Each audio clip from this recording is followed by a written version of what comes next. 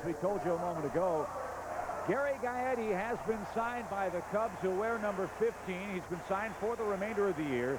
And Stoney, he has always been a very productive hitter here at Wrigley Field. And the question is, as well as Jose Hernandez has played, where will you find a position and at-bats for Gary Gaetti? Well, I think you're going to see him at first base against Randy Johnson, and he'll be able to play occasional third base. If you move Jose Hernandez to shortstop, give Jeff Blauser a day off. So he's going to provide a lot of experience and a lot of home runs, 343 lifetime, coming off the bench with the occasional start.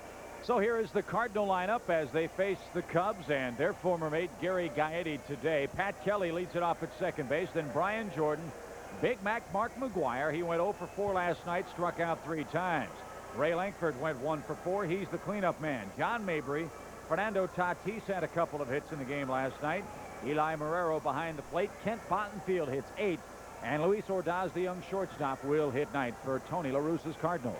And the Pepsi defense for Jim Riggleman and the Cubs, Rodriguez and Johnson and Sosa left to right. Hernandez, Blauser, Morandini, and Grace in the infield. A battery of Tyler Houston. And Mark Clark looking for his 8th win, and this is his 26th start.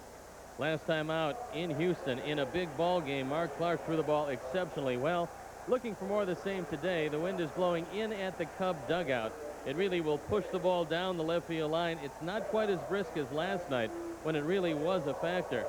But last night, Steve Traxel was absolutely brilliant, and the Cubs hoping Mark Clark can follow it up with another gem. Yeah, the wind blowing 15 miles an hour last night, just 8 today. Frank Pulley, the balls and strikes. Pat Connors, Bruce Dreckman, Ed Rapuano. Charlie Williams still out with an Achilles tendon problem. First pitch bunted in the air. It's going to be caught by Houston, and Kelly pops out to open up the ball game. So, Pat, we hardly get to know ye as you pop out. 4 out number 1.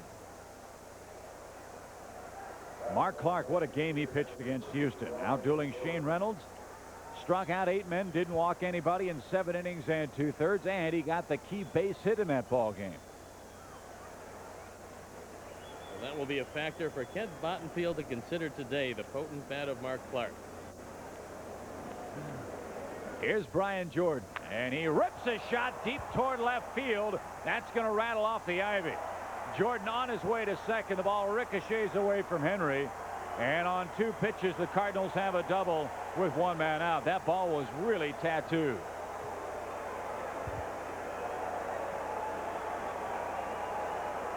Mark Clark against the Cardinals in his lone appearance went 6 1/3 innings, give up 5 earned runs. This is a fastball.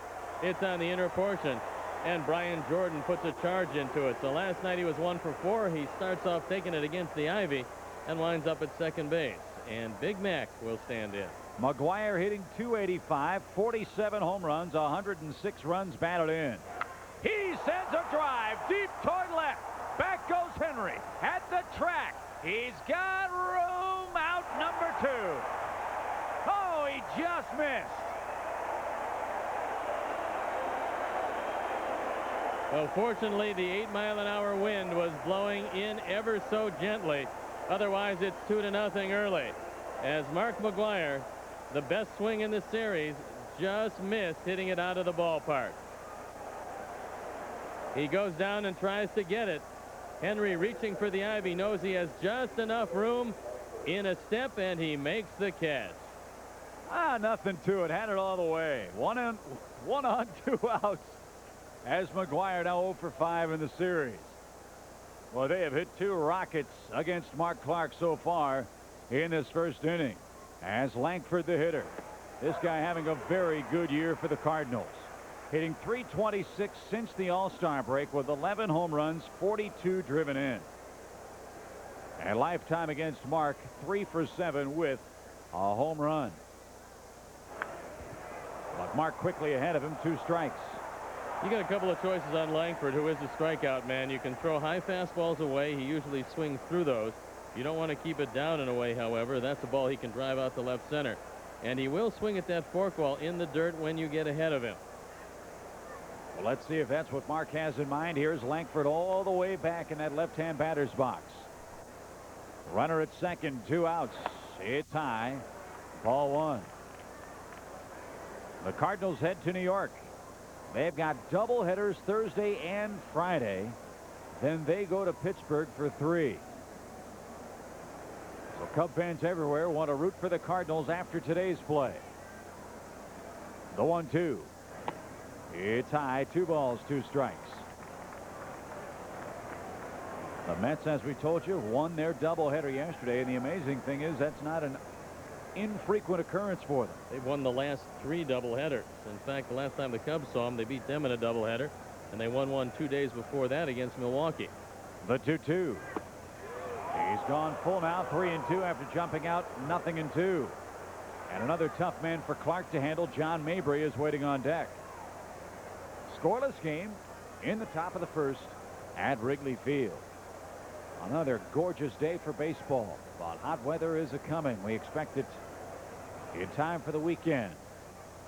And Clark steps off as Jordan has too large a lead for his liking out at second base. Well, Jordan will take off if nobody pays attention to him.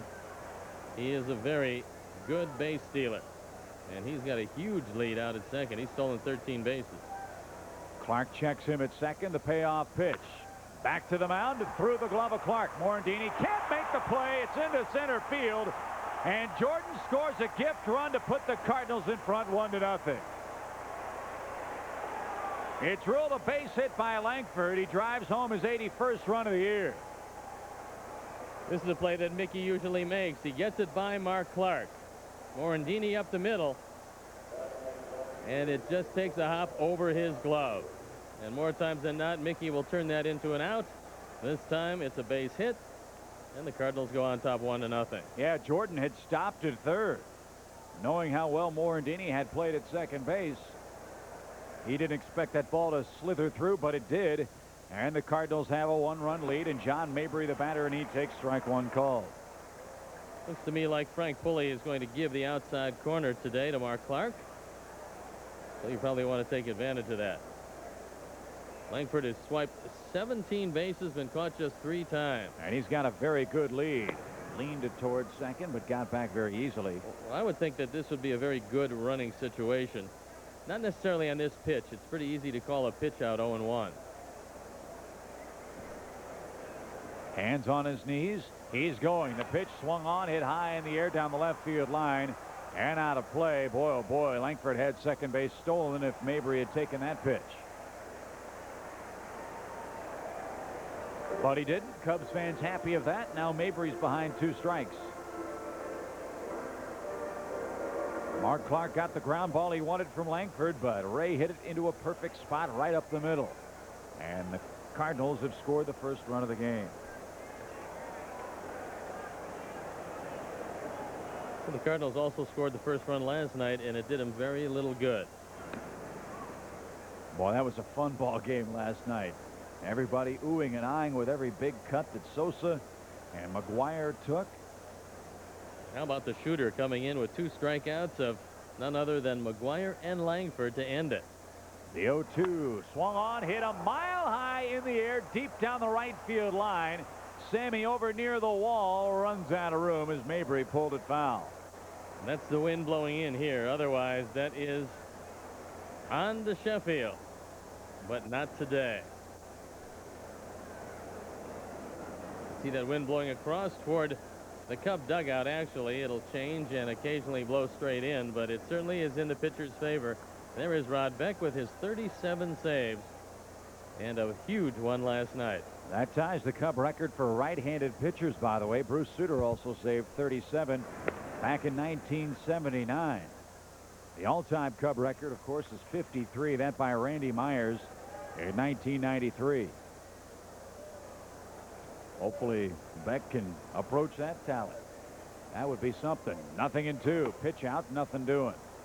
A ball, 2 strikes to Mabry. A man that's really without a position for the Cardinals. He's an outfielder by trade, but they've tried him at third base. That wasn't the answer. They got Tatis with Gant, with Langford, with Jordan, with J.D. Drew coming along.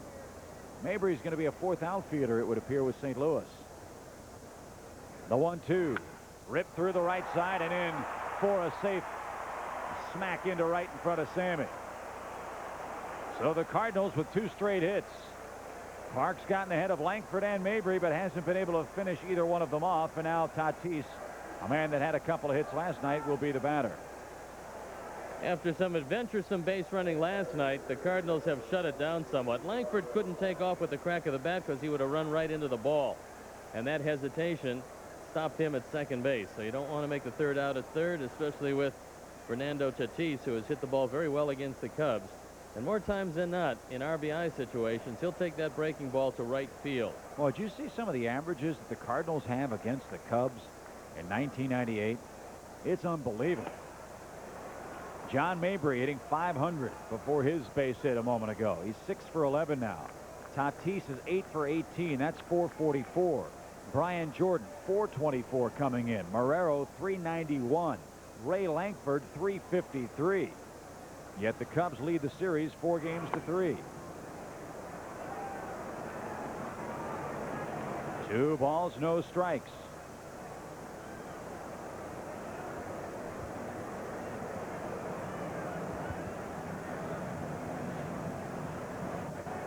Tatis, the former Texas Ranger. He came over in that Stottlemyre deal. On the trade deadline, the pitch swung on, looping liner left center field. That's going to drop for a hit. Langford comes around and scores, and the Cardinals lead it 2-0. 3 straight 2-out hits by the Redbirds. You have to really like Fernando Tatis. He's gotten some big hits against the Cubs. They paid dearly for him. They gave up Stottlemyre, and they got Tatis, and they got Darren Oliver, and they also sent Royce Clayton to Texas. And Tatis paying some dividends. Gets a little slider that doesn't do much and dumps it into left field. That's RBI number 6. And the Cardinals go up 2-0. 2 runs, 4 hits, and they're not done yet as Eli Marrero, the batter. He went 0 for 3 last night. But Marrero, as we told you, a .391 hitter against the Cubs this year. He's 9 for 23. 2 on, 2 out, 2 in. And he hits the first pitch high in the air to the left side. And it's well into the seats. Another sellout crowd. Boy, we had a great crowd last night. 40,249. Paid to see the Cubs and Cardinals lock horns. And we're in the neighborhood of that number again today. Mabry at second, Tatis at first. This is the last time we will see the Cardinals in Wrigley Field this year.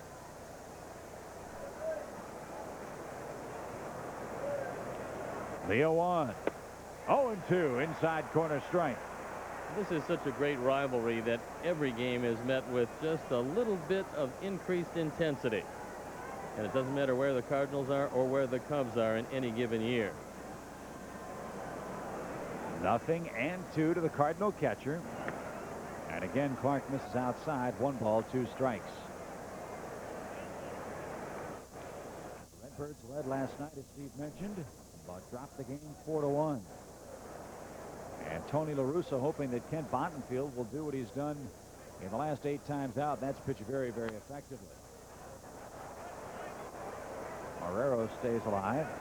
1 ball and 2 strikes. Cardinals pitching staff is going to be put to the test, and it's a staff that has been tested all year because of all the injuries. And with back-to-back doubleheaders in New York against a very tough Met team, after this game, the Cub fans become Cardinal fans for at least 2 doubleheaders.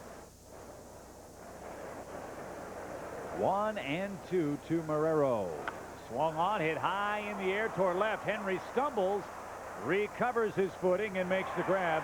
And that retires the side. The Cardinals score twice. They do it on 4 hits, and after a half inning, it's 2-0 St. Louis.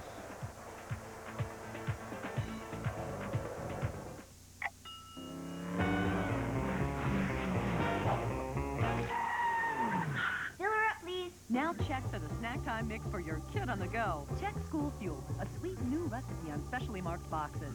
In minutes, you transform brown sugar, Chex, and chocolate into a treat that'll rev up their taste buds. Keep the change. New Check School Fuel. You make it, kids love it. Also find a coupon for a free box of Gladlock sandwich or snack bags on boxes of Chex. What do you get when you add up all Dodge Neon's horsepower, plus all of its interior room, both of which are greater than you'll find here.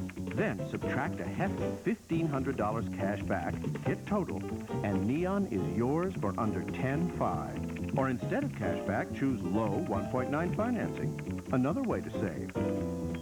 And as they say, the numbers speak for themselves. See the friendly Dodge dealer near you. John Lithgow performs the Discover Card Dial-Along song. An extemporaneous piece. Provided for your dialing pleasure while you call 1-800-IT-PAYS-2 and apply for your Discover Card, the card with the cashback bonus award that always pays you back. That was a nice surprise. And that's music to everyone's ears. It pays to Discover. To apply, call 1-800-IT-PAYS-2. Accepted where you see the Novus sign. Boy, it's an Inner Harbor shirt kind of day today at the ballpark. A beautiful day, and here's a look at the Cubs. Pepsi starting lineup. Lance Johnson will lead things off, then Mickey Morandini at second base. Sammy Sosa, Mark Grace, Henry Rodriguez, then Jose Hernandez at third. Tyler Houston behind the plate, Blauser, and Mark Clark, the lower two. The defense for Tony La Russa and the Cardinals, Mabry, Langford, and Jordan left to right. Tatis, Ordaz, Kelly, and McGuire in the infield. Eli Marrero behind the plate, and former Cub Kent Bottenfield looking for his 5th win, and this is his 14th start. He's been a very flexible man for Tony La Russa. They've used him as a closer. He's got 4 saves. This is his 41st appearance. This is his 14th start, so he's done everything for this team. So Lance Johnson, the first man to greet him, and he looks at a good fastball for strike one. Standing room only, actually sitting room only on the railings here at Wrigley Field. Another huge crowd on hand for the Cardinals and Cubs. Lance had a couple of hits in the game last night, actually drove in a run, his 8th of the year, and carries a 5-game hit streak into today's fray with the Redbirds. I think a little better left fielder today in Mabry, and maybe a little better defense with Ordaz and Kelly up the middle. Last night was not a great defensive effort for the Cardinals. Have had some problems in that department. And 2 balls and a strike to Lance Johnson, as that average up to 210 now on the year. 1 for 3 lifetime against the Cardinal right-hander. He falls behind a speedy leadoff man, 3-1. Bonfield has had periodic control problems, but he's done a good job of keeping the ball in the ballpark. Just 8 home runs in 112 innings. Crowd didn't like that strike call. Full count, 3-2. We told you that Frank Pulley is giving the outside corner, so the hitters are going to have to go out there and get it. Bottenfield ready, and the right-hander's 3-2 pitch foul back. And Johnson stays alive. Cardinals have a 2-0 lead. They dropped 2 runs on us on 4 hits in their first at bat against Mark Clark. Again, the 3-2. Lance swung at ball 4, but protecting that outside corner had to do it. Well, he had to go out there because he didn't know just how far that corner for Frank Pulley extended today. So Lance does a nice job of staying alive. And there's a young man who's absolutely ecstatic. He gets an early souvenir and gets to watch McGuire and Sosa go head-to-head. Again, the 3-2.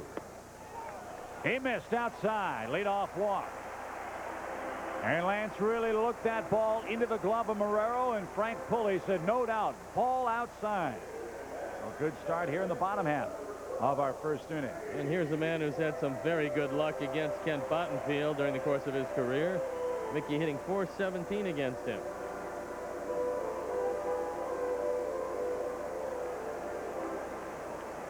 A 5 for 12 average is that .417 percentage. And Morandini, a .315 hitter overall on the year, looks at a ball high. 1-0.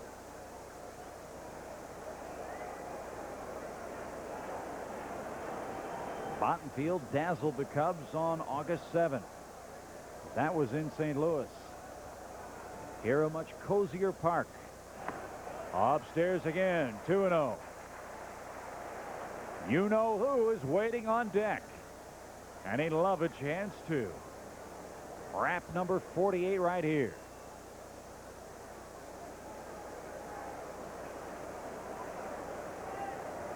The 2-0 runner goes. Pitch high. The Marrero throw is a beauty. What a play at short by Ordaz to lean across the bag grab the ball, and apply the tag. They cut down Lance Johnson. And he's thrown out for just the second time this year. And with the pitcher struggling with his control, you don't like to see this one early in the game. That was ball 3, and Bottenfield now gets to go back into the windup, and he might be able to right the ship. That would have been 3-0 with a man at first. Didn't work out that way. So it's 3-1 now. Base is clear, and Morandini now has a full count, 3-2. Well, in a tight game last night, it was the Cardinals that made a couple of questionable decisions that cost them in that game. Lance Johnson thrown out trying to steal here in the first, and now Gary Gaetti wearing a Cub uniform for the first time. Morandini draws the walk ahead of Sosa now.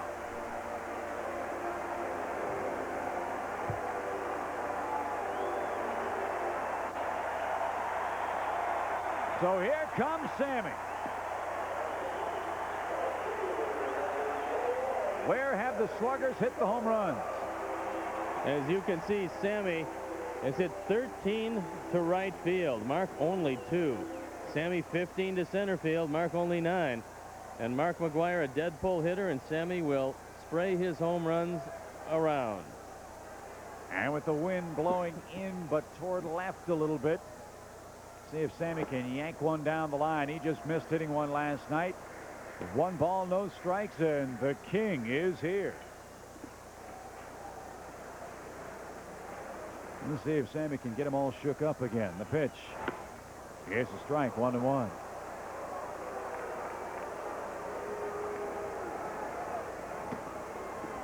Sammy 1 behind Juan Gonzalez for the Major League RBI lead. He's got 119. That matches his career high. A ball and a strike. Marrero sets up away. The pitch fouled back, 1-2. Gonzalez hit a solo home run last night to reclaim the Major League lead. Sammy has seen a lot of fastballs in on his hands from the Cardinals in the 2 series we've played him. I would think Bottenfield would go to a slider away right here, but they're staying in. And it's a perfect pitch. Strike 3 called. 2 down. Sammy guessing something else. Is struck out looking for out number 2. Well, that's exactly how Pet Kajzek pitched him last night. The only time he saw a right-hand pitcher, and this is just a beautiful pitch. There's just nothing you can do with it. So tip your cap to Bottenfield. Sosa and McGwire 0 for 1 in their individual matchup, but the Cardinals lead the game 2-0. And now Mark Grace, the Cub hitter. He's got a 7-game hitting streak on the line today. Low, says Frank Pulley, 1-0. Well, I like what Mark did last night. He hit a couple of balls into left center field. When he's starting to pick up that average, he'll take that outside pitch and hit it to left or left center, trying to take it right over the head of the shortstop. When he tries to pull that outside pitch, that's when he grounds to the right side. That one on the outside corner evens the count. At a ball and a strike.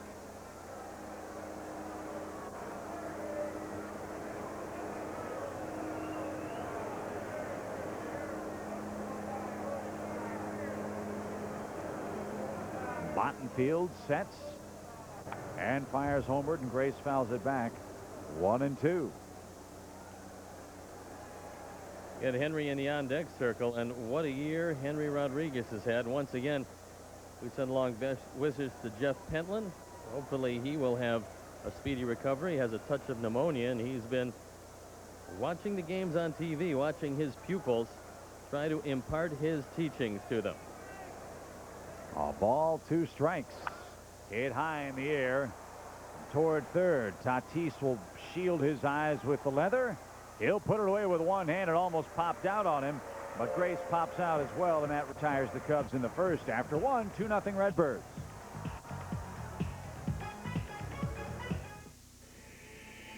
Flying to the New England area for business?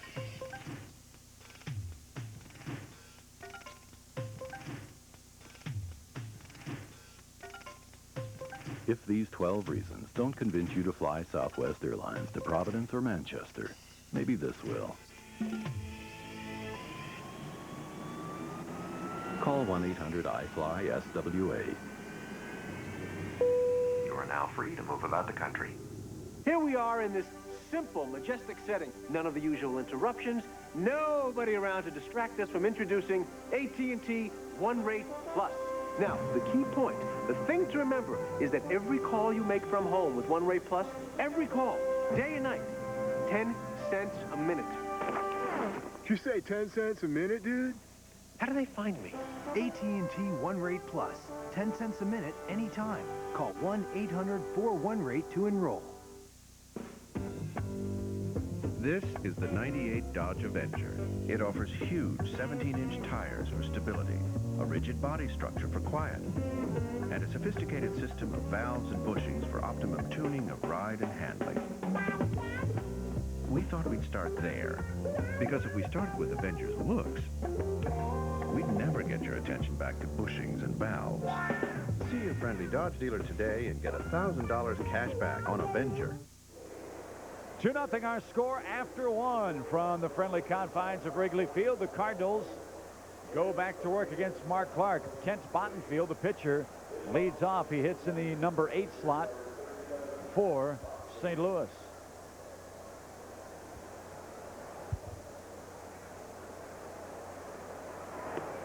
And he takes a quick strike, and we'll look at today's ComEd Power Profile. Today's ComEd Power Profile is the last time that Mark pitched against the Astros, and he was terrific. That's a very tough ball club in their home park. And Mark shut him down pretty much, and the Cubs won that one. 1 ball and 2 strikes. Well, Father Ryan from Maryville Academy is at the ballpark today with some family and friends from Jacksonville, Illinois. Wants to say hi to his dad, Robert Ryan, watching the game today. And Clark strikes out Bottenfield for out number 1 here in the 2nd inning.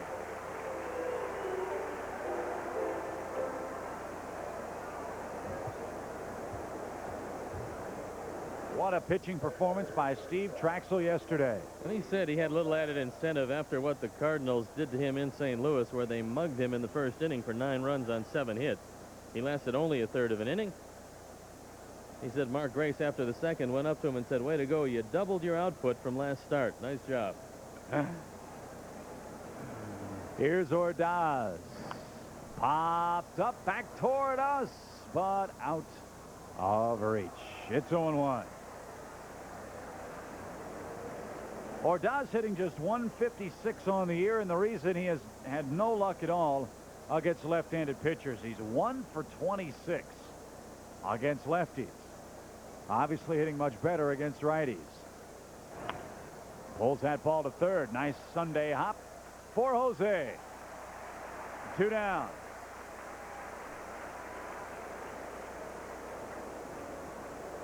This guy's a good third baseman. This took a funny hop, and Jose stays right with it. The hop comes up right around the Cubs logo, and after that, it's easy. So Pat Kelly, the hitter, he popped to the catcher trying to bunt his way on back in the opening stanza. Mark Clark gave up 2 runs with 2 men out. And that's the score in our ball game.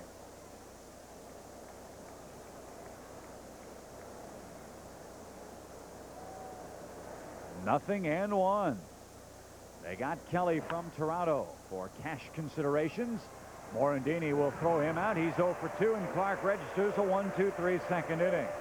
On to the bottom half we go. 2-0 St. Louis.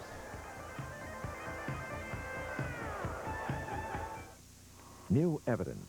All toothpastes, even regular Crest, Colgate, and Mentadent, leave plaque on your teeth every day. They can be too coarse to penetrate microscopic crevices where plaque and deep stain collect. New evidence. Arm & Hammer Dental Care, the only formula with a high level of baking soda, is better at cleaning plaque away. It dissolves so fine it penetrates crevices where deep stain builds. Teeth are clean and white every day. Arm & Hammer. Evidence. Plaque clean, white clean. Arm & Hammer. Hey, put down those peas. Take a look at these.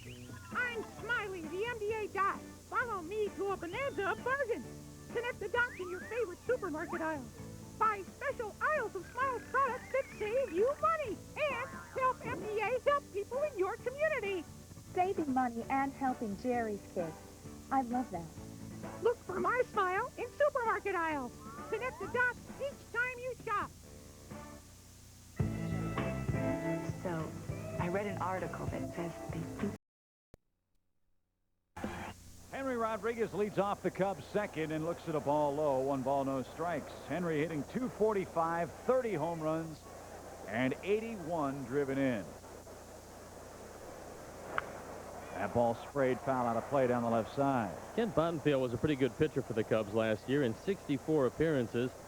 Had a .386 ERA. He had a couple of saves and was very durable. But when they refused to offer him a contract, he decided to move down south a little and sign with the Cardinals. 1-1. It's tied 2-1. Well, how about this? Henry Rodriguez again, 30 homers this year, 92 home runs since opening day of 1996.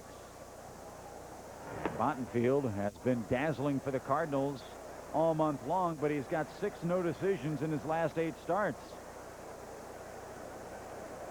But the Cardinals may have found somebody to help out the rotation next year, but he's had all kinds of control problems in this game. He's walked now 3 men in an inning plus. Cubs would like to make him pay the price for this lack of control, which is kind of uncharacteristic for him. And Jose Hernandez, coming off one of his best games of the year. He scored 2, and he was 4 for 4 last night. And Henry probably telling McGuire how to hit the ball out of the ballpark, especially to left field. Mark saying, how come you caught that ball? I hit 2. That's not fair. The pitch to Jose is taken for a strike. What a ball game this guy had last night.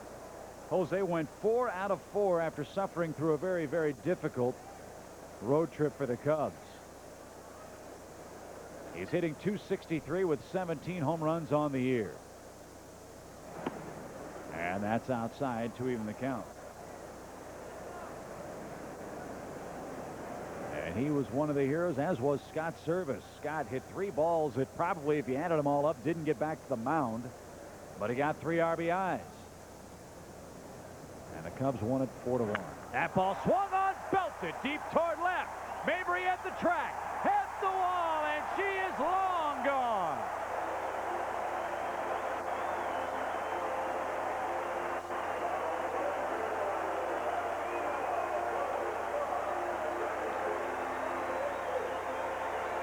Well, Mrs. Hernandez, whatever you're feeding Jose, spread it around a little bit. He's 5 for his last 5, and the Cubs have tied the game. Bottenfield tried to sneak one inside on him, and Jose Hernandez turned on the fastball. His 18th home run, his 60th driven in.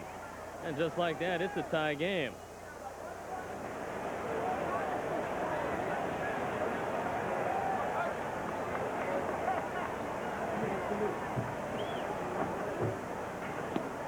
So it's a 2-2 game in the second inning. And Tyler Houston, the batter, and again, Bottenfield falls behind 2-0. That ball swung on and hit hard and out of play. Let's take another look at Jose Hernandez. This fastball on the inner portion, he just goes down and gets it. And for Southwest Airlines, how far does it fly? 366 happy feet.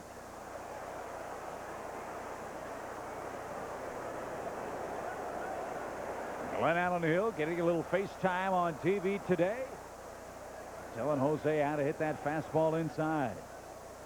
2 balls, 2 strikes. Here in the dirt, it's 3-2. Well, it just goes to show you, no matter what kind of stuff you have on the mound, if you fall behind, you're going to get hurt. And Bottenfield has had that happen to him here in the second inning. Tyler may have swung at ball 4, but he does stay alive, 3-2.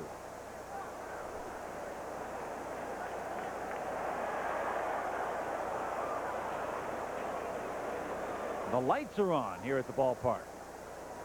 On a very bright sunny day, but you can never have too much light. The hitters just love to see that ball.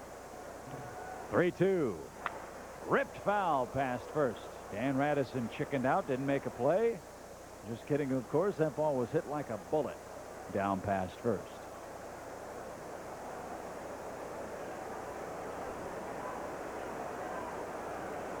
2-2 game in inning number 2. And a ground ball to the shortstop. Ordaz handles and throws him out at first. There's out number 1.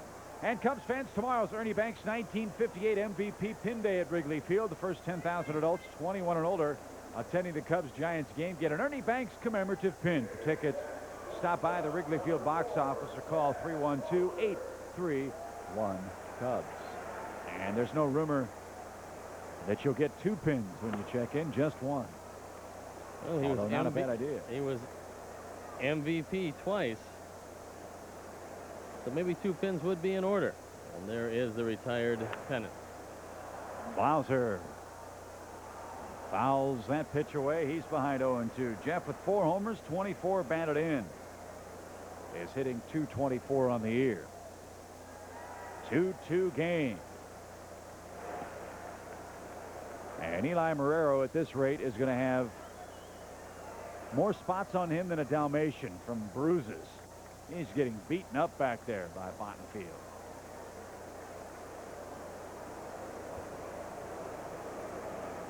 The 1-2.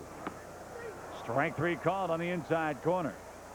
Second Bottenfield strikeout, and Frank Pulley's given that inside corner too.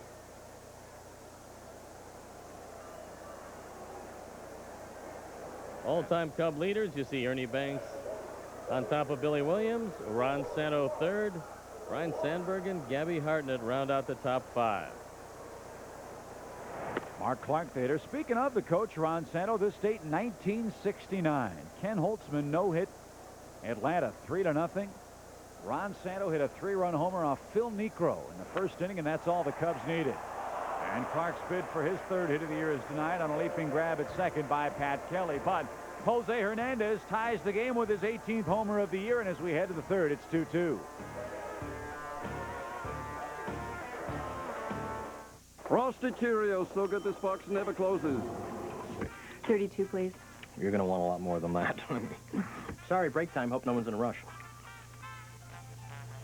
Oh, whatever. Don't worry about it. We're fine. Don't worry. No rush. Every O is frosted the whole way around for a taste you can't get enough of. Frosted Cheerios taste so good this box never closes. Of course this is an emergency. I'm out of cereal. In Murray, Utah, a lot of folks like to work on their cars themselves, and they come to AutoZone because they know they'll find quality parts, low prices, great selection, and helpful people like Rick Perry. Now, Rick's been around cars all his life, so he knows a thing or two about looking up parts and solving problems. And whether it's selling new parts or testing old ones, he's always glad to help. You see, when it comes to getting the right part, the right price, and good advice, there's just no place better than AutoZone. Look inside a new Dodge Ram conversion van, and you'll find a virtual home on wheels. But take away features like the video system, captain's chairs, and plush interior, and you'll find the remarkable new Dodge Ram van with a more powerful Magnum V8 and strong unibody construction. After all, even a home on wheels should be built on a solid foundation. And with $1,500 cash back, you can start construction right away. See the friendly Dodge dealer near you. What happens when Jamie's gag gift for Braxton ends up at the wrong party? The Jamie Foxx Show, tonight on the WB. WGN TV on the web. The latest in news, weather, sports, and more. Visit Chicago's very own at WGNTV.com. Cubs Cardinals tied at 2 after 2 innings. Jordan, McGuire, and Lankford here in the 3rd for St. Louis. Jordan doubled on the first Mark Clark pitch he saw. And he hit that ball hard, but foul past Rene Latchman. For a strike. Let's pause quickly for station identification. This is America's #1 sports station, WGN, Chicago. No balls and a strike. Jordan lines it into left field. He's got 2 hits. A 6-game hitting streak for the St. Louis right fielder. And Jordan now 3 hits in this series. He's aboard now for Mark McGuire, who just missed hitting number 48 his first time up. Well, Jordan had a few problems hitting Mark Clark coming into this game, but none today. And now you have to watch Jordan close at first. Even though you have McGuire up, Jordan is a good base runner and will steal a base. He's stolen 13, been caught 4 times. And they're the 2 sluggers who have been shut out in this series so far. So Big Mac digs in, swung on, hits it high in the air on the infield. Boy, he is really struggling. It seems like, Stoney, he's swinging at everything. McGuire pops out. He's hit a ball to the wall. He's hit a ball on the infield. Let's hope he doesn't find the range in between and hits it hard someplace. 1 away. Since the All-Star break, he has certainly been struggling, and he went up there with the idea that he was going to swing at the first fastball close, and he did a couple of different times. You know, what about the pressure thing? Obviously, that's what everybody around baseball is paying their money to see. McGuire hit, Sosa hit. Both of those men, I think, have taken very different approaches in how they have dealt with the onslaught of attention. But you have to wonder if it's really starting to get to McGuire now, if it hasn't already. That pitch hit a mile high in the air as well. At third, Jose Hernandez has a play. It blows right to him. Now he moves to his left for 2 down. I think the pressure is very much self-imposed. Obviously, they're going to meet with the reporters. For McGuire, it's the first trip in. Sammy will talk to them just about every day. And McGuire's been through it before, and I think for him it's kind of old hat. For Sammy, he's going through it for the first time, and so he is like a kid in a candy store who is just relishing every moment of the attention. And who's to say which approach is better? McGuire figures he's taking the approach that's going to work for him. Sammy believes that he's taking the approach that's going to work for him, and at the end we'll see if it works out for either of them. They're both having great years.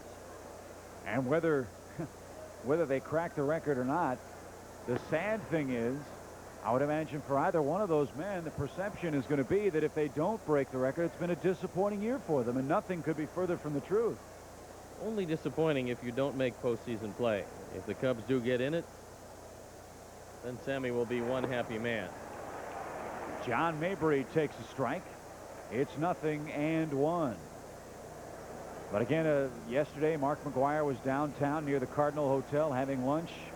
Several fans recognized him, and with a big smile on his face, he signed everybody's autograph. He was doing that before the game yesterday. For a man who I think in many ways has been unfairly maligned for being honest about his feelings, at least still giving something back to the fans by spending a few moments with them and giving them the autographs before the ball games, and that's very, very classy of Mark McGuire to do. And I, as a baseball fan, hope that both Sammy and McGuire get to 60 and beyond. I think it'd be a great story, and in no way would it demean the accomplishment whatsoever to have more than one man hit more than 61 home runs. But still, they got to hit it, and they still got to get it done before the end of the season, obviously. Another base hit up the middle for the Cardinals. Mabry's 2 out of 2, and they'll have him first and third with 2 outs. In fact, we did ask Mark McGuire about the aforementioned pressure in chasing Roger Maris. The media is not going to stop the player from hitting home runs. The pitcher is. And that's what it comes down to. The guy on the mound, I know, he knows, Griffey knows, we see the best every night. That's why this is so hard. And if it gets done, it's very special. And even if it doesn't get done, as we said, it's been a very special year for both of those men who are each other's most ardent supporters. And that's great to see, too. Well, here's Tatis. He singled home a Cardinal run back in the first. And Clark has now surrendered 6 St. Louis hits.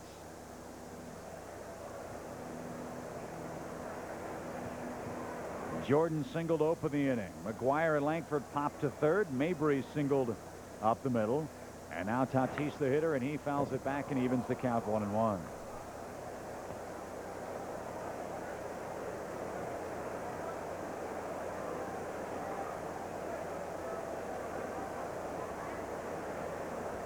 Outfield playing Tatis straight away. Fairly deep in left and right. And Lance is straight away center field.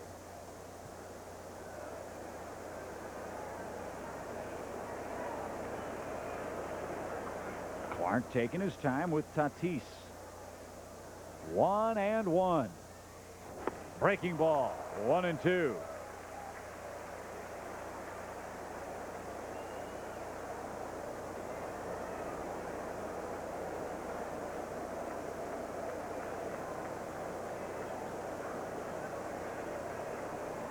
Two-2 game in the Cardinal third. Mark McGwire 0 for 2. Sammy Sosa will take his second swings in the next half inning. The pitch swung on, broken bat roller to third. Jose backhand stab, long throw across is in time, and that retires the Cardinals in the third. No runs, 2 hits, 2 left. Tie game 2-2 after 2.5. Unlike other airlines, Southwest doesn't limit seats for frequent flyer award tickets. So if we've got a seat, it's yours. Not for keeps. You are now free to move about the country. Unlike other airlines, Southwest frequent flyer tickets can be easily transferred to friends and family members. Or perhaps someone else. You are now free to move about the country. Frankie, baby, I got some great news. What is it, Louie? The middle frog, he's experiencing post-electroshock muscular irregularity. What? He's developed a nervous tic, Frank. He can't act anymore. It's horrible. Yeah, what are you going to do? Budweiser wants me to replace him. What, have they lost their minds? All my hard work has paid off. Your hard work? Yeah, well, the auditions, you know, the drama classes. Yeah, Louie, you hired a hitman. With my own money, I might add. Cubs fans, beware of tickets from scalpers or brokers. You may be buying lost, stolen, or counterfeit tickets that will deny you access to the park. Avoid a disappointing experience. Purchase your Cubs tickets in advance or on the day of the game at the Wrigley Field box office or call 312-831-CUBS. Some fans think they know all there is to know about the Cubs. Then they read Vineline. Vineline, the Cubs monthly newspaper, makes a great gift for any occasion. Subscription rates start at just $19.95, and all new subscribers receive a free gift. To order, call 773-404-CUBS. Premiering this fall, Mark Paul Gosselaar, Dylan Neal from Dawson's Creek, and Sidney Penny. Coming this fall on WGN. Lincecum.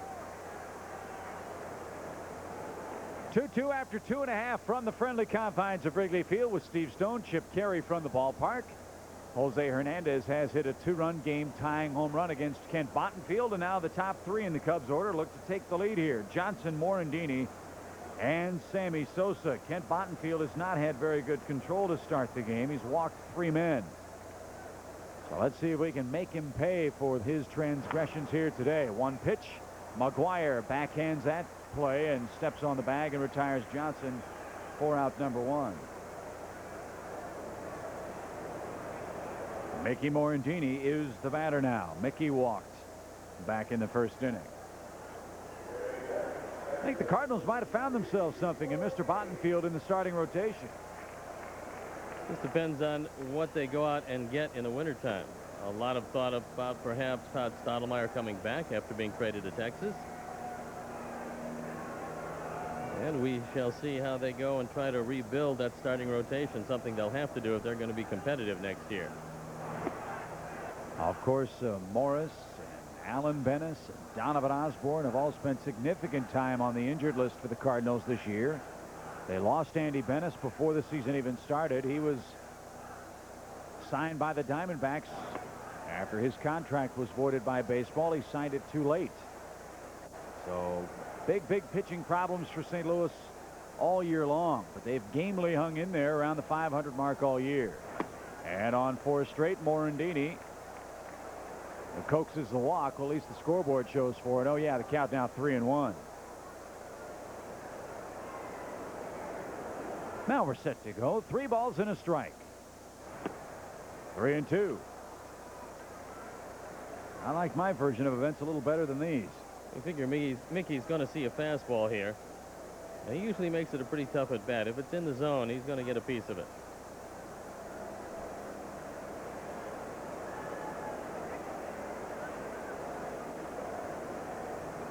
Here comes the payoff. Swung on, belted into the air toward left, but that's going to be caught by Mabry. He'll back up, and there's out number 2. So here comes Sosa. And folks, if you didn't pick up the Tribune today, a great article And a column by Bernie Lincecum today. He talked about the crisis of conscience by some fans here in Chicago. He said it's too bad that Mark McGwire won't hit number 62 here, because if you were the fan that caught that baseball, would you throw it back? I thought that was a great line. Oh, you would. It just wouldn't be the same baseball. As we learned from being out of the bleachers, that's right. That's right. In fact, I think they've offered, as Sammy digs in, whoever catches that lucky ball will be offered $1 million, I believe. I can't remember who's going to pay the cash. Arnie Harris. 1 ball, no strikes. It's 2-0. Sammy at the point where he wants Kent Bottenfield. And he's looking for the same kind of pitch that Jose Hernandez got when Bottenfield fell behind in the second. And by the way, the same time you said Arnie Harris, he said Steve Stone in my ear. You guys are on the same wavelength. That's scary. The 2-0. Swung on line, hard in the air toward left. Mabry at the track, has the wall, it's over his head. Sosa's going to try for 2. Mabry's got a great arm, and Sammy is going to be tagged out. So McGwire has almost hit one. Sosa has almost hit one. It's a long single, and Sammy tagged out at second to retire the side.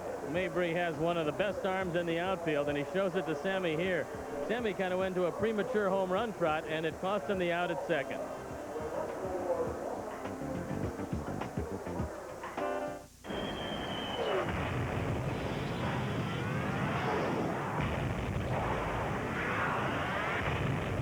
Break through to the new world of Mach 3 from Gillette, the first triple blade shaving system. 3 blades specially positioned to shave progressively closer. You take 1 stroke, it takes 3. So you don't have to shave the same area over and over, which means less irritation. 3 blades, fewer strokes, less irritation. Mach 3 from Gillette. It had been well over a half an hour. Anxiously, I shouted, "Change, Master! Change! Hurry, hurry! Change! Change quickly!" A quick change in less than 30 minutes? What do you think this is, GM Good Wrench Service Plus? I'm not frightened by slow oil changes anymore. 29 minutes or less, or the next one's free. GM Good Wrench Service Plus, like Master says. The plus means better. Call for the select GM dealer near you. Now you can take yourself out to the ball game and catch plenty of Cubs action on your computer. Visit the Chicago Cubs website at www.cubs.com. It's the Cubs at your fingertips. The site features live broadcasts of Cubs baseball, daily statistics and game notes, player information, online access to tickets, and more. www.cubs.com is your link to the Cubs and is accessible 24 hours a day. Visit the Cubs website today at www.cubs.com. It's the place to be if you're not at Wrigley Field. The Roman Empire strikes back. You have one obsession, Zeno. That's me. Battle on, Zeno. Saturday at 2 on WGN. The Army means hard work. I don't know how real Army guys do it. The Army's hard. Coming this fall on WGN. Eli Marrero leads things off for the Cardinals in the 4th. A 2-2 game. It's an inside corner strike. Well, Sammy Sosa thought he got enough. In that last at bat, he ripped the ball off the wall and may have gone into his home run dance a little bit early, as he was tagged out on a 7-6 relay over at second base. And that one woke up the bullpen for the Cubs, as that just missed down the third base line. Marrero will eventually be a consistent home run hitter, I do believe. Right now he is just learning the pitchers, but he's pretty strong. 1-2 is outside. What a great, valiant comeback this man's made, coming back from cancer. And is now the everyday Cardinal catcher, as they've released Tom Pagnozzi and Gary Gaetti, who signed with the Cubs today. That's fouled off Frank Pulley's foot, and Marrero stays alive. 2-2. The other great story, Eric Davis, the comeback player of the year in the American League, hit a couple of home runs last night. Man, oh man. Just after having his 30-game hitting streak stopped, and the Orioles look like they don't intend to lose again the rest of the year. The 2-2. Swung on, line foul. Well, before you count out Baltimore for a playoff spot, remember this. They play the Red Sox head-to-head, I think, 6 of their last 9 or 10 ball games of the year. So that's going to be a big, big situation for the Orioles. They were nowhere to be found at the All-Star break, but they've come charging back since.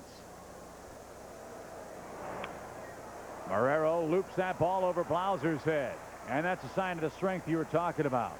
Well, he took that one out away and still able to pull it, getting it over the head of Jeff Blauser. And with a pitcher in the 8th spot, now you'll find them charging hard at the corners to try to take away the sacrifice from Kent Bottenfield, who struck out looking back in the Cardinals' second. 2-2 game. Leadoff man on here in the 4th for St. Louis. Bottenfield does have 5 sacrifices this year, and he'll be trying to push it up the right side and keep it away from Jose Hernandez. Grace has to hold the runner at first. Hernandez ready to go. The pitch is foul tipped into Houston's glove. 0-1. We look down to Rene Latchman now in his familiar third base coaching spot. Now that Mark McGwire is not hitting. When Mark McGwire hits, he is way back. No balls and a strike to Bottenfield. The bunt foul. 0-2.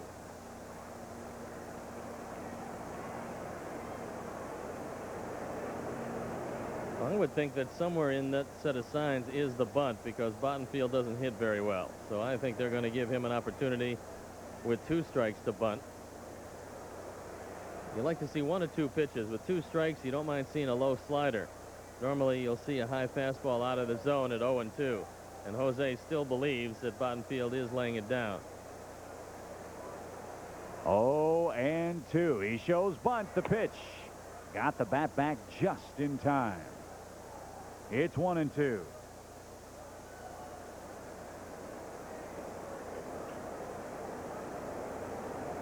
Eli Marrero is at first. A 2-2 game in the Cardinal 4th. Tony La Russa, Jim Riggleman matching wits here at Wrigley Field. Clark has surrendered. 7 hits already in the game. The stretch, the pitch, the runner goes, the pitch outside. The Houston throw is not in time. Well, I was about to tell you. A stolen base, now you don't need the sacrifice. About to tell you that Marrero is one of the better running catchers around, and he had a huge lead. And as soon as Mark Grace took 1 step in, Marrero was gone.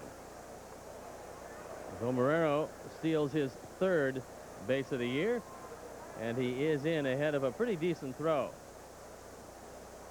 Throw is right on the money, but you see the hand of Marrero in before the ball got there. So Bottenfield stands in the count. 2 balls, 2 strikes. Clark sets. He shows bunt again. And he foul tips it off the catcher, and Bottenfield strikes out. So the 2nd strikeout for Clark. First out of the ball game. Marrero stands at 2nd. And Luis Ordaz, the shortstop, will be the batter. Big Cub fan watching the game from the Sunshine State. The mayor of Winter Park, Florida, Jeff Turner, a fine broadcaster with the Orlando Magic. Watching the game with his family down in Winter Park. Jeff, it's about 25 degrees cooler here in Chicago. A gentle breeze blowing off the lake and no humidity. I'm sure you wish you were here, and we wish you were here with us to enjoy the ball game. And Summerlin says hi. You might hear her in the background. Ball 1 inside. Jeff had a very good jump shot. Steve, you might have remembered him from his days at Vanderbilt, which is the Harvard of the Southeast. No, I was too busy studying for all of this baseball. 1-0 the count. And Jeff's been a good friend of mine down in Florida for a while. I just hope that someday when he continues to run for the re-electoral candidacy of Winter Park as the Aces are wild, he'll name me to his board of aldermen.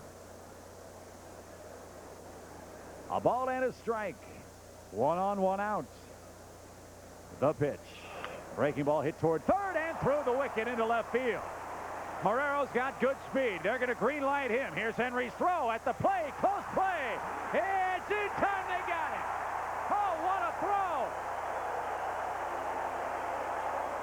Well, I think that Tyler Houston kind of deked Marrero into thinking there was no play at the plate because he just stood there nonchalantly, and Marrero didn't slide. If he did slide, he would have made it, but staying up, I don't think he ever got the plate. Here comes Marrero. Now we'll take a look at Houston. Houston just standing there like there's no play, and Marrero doesn't slide. By the time he gets the ball, he just gets it, tags him in the back, and I don't think he ever had the plate. And you see this wide turn cost him a couple of steps. He trips across the plate. It's a great play by Tyler Houston. And Watch look at it the again, throw. and what an effort on both ends. And you're right, the great call. Tyler with a kick save with that left shin guard kept Marrero off the plate. Ordaz reaches first on the air, takes second on the throw. The game's still tied at 2, and Pat Kelly is the hitter. Wow. Boy, the crowd has been buzzing this entire series, and they buzz over that great play. 1-0. Right over the outside edge. Well, that's when, if you're Pat Kelly, if you're in the on-deck circle, you have to act as another coach. You have to get up in line of sight of Marrero, and you have to tell him to slide because the play is going to be close. I'm not sure if Kelly did it, but quite obviously Marrero didn't slide, and it cost him the out at the plate. Swing, 1-2.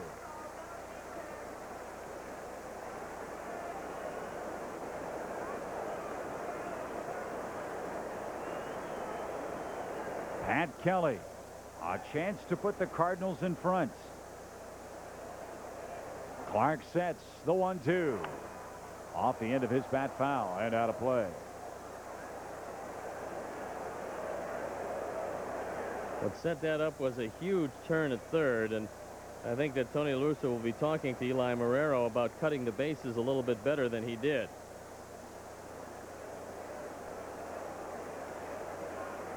One and two. Here it comes. Strike 3 call. And the inning is over. The high wire act of Mark Clark continues. And the Cardinals fail to score in the 4th inning.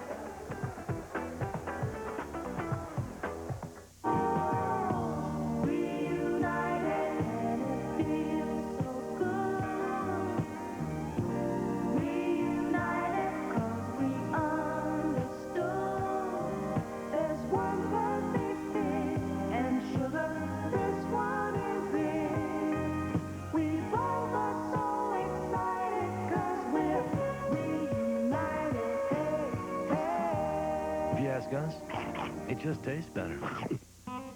In Denton, Texas, a lot of folks who work on their cars go to AutoZone because they know they're going to find quality parts, low prices, great selection, and good people like Tom Robinson.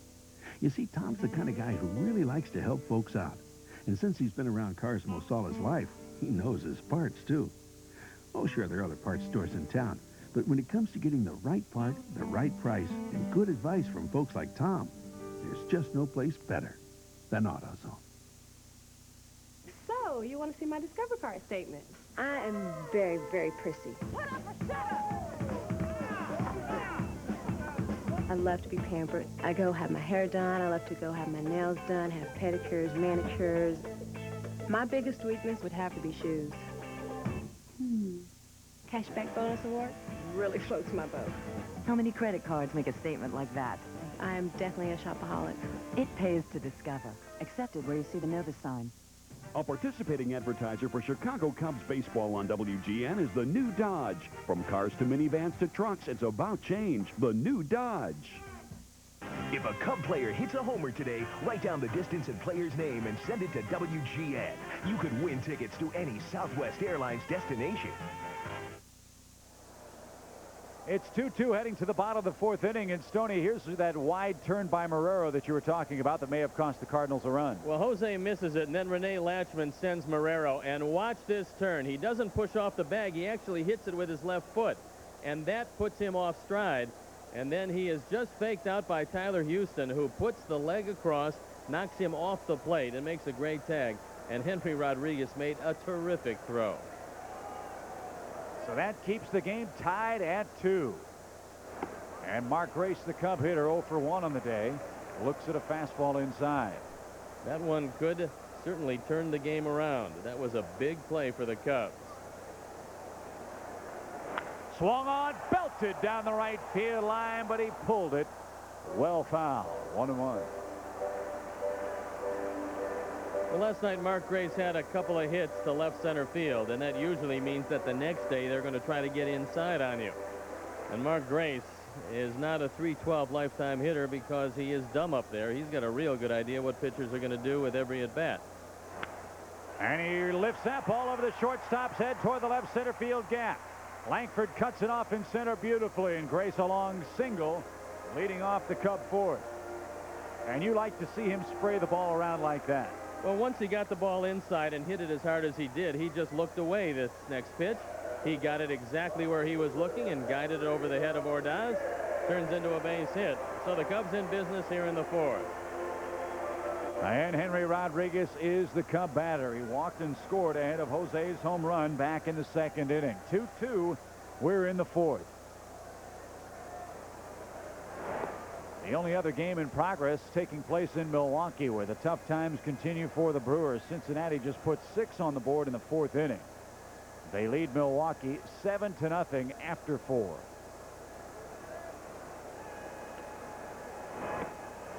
One ball, one strike.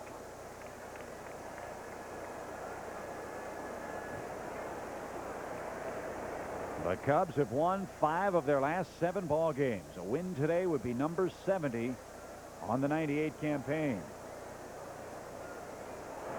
Swung on, hit high in the air toward left. Mabry back at the track, at the wall, turns around, and it sails out of here.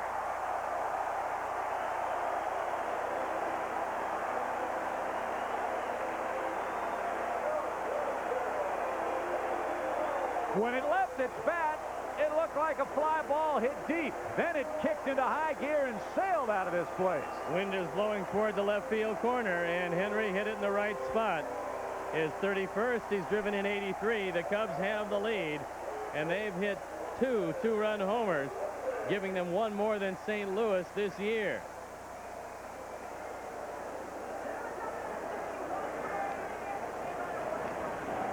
So Henry snaps an 0-for-8 slide in the best way possible, hitting a 2-run homer. And some debris has gotten out of the field in right. The O. Henry bars have muddied off the right field pasture. We had one of those O. Henry bars out in the bleachers when we were out in left field. And they were pretty good. When are we going out to right field, by the way? Maybe the playoffs. We'll certainly be out there for that. Well, Sammy and Henry have combined for just a banner year. 47 for Sammy, 31 for Henry. Does that tie Alex Rodriguez and Griffey of the Mariners for home runs by a duo in Major League Baseball this year? Let me check on that. I know at one point they were neck and neck. Check the AL stats here as Jose tries to keep his 5-for-5 streak alive. Watch it again as this curveball stays up in the zone, and Henry, who's done a lot better at staying back on off-speed pitches, just hits it hard enough so that Mabry has to look up and wave bye-bye. The Seattle twosome has 78 home runs. And for Southwest Airlines, it flew 359 happy feet. So Jeff Pentland at home has to feel pretty good about a resurgent second part of the year for Henry, who historically has not been a second-half kind of player. Well, he certainly has this year, and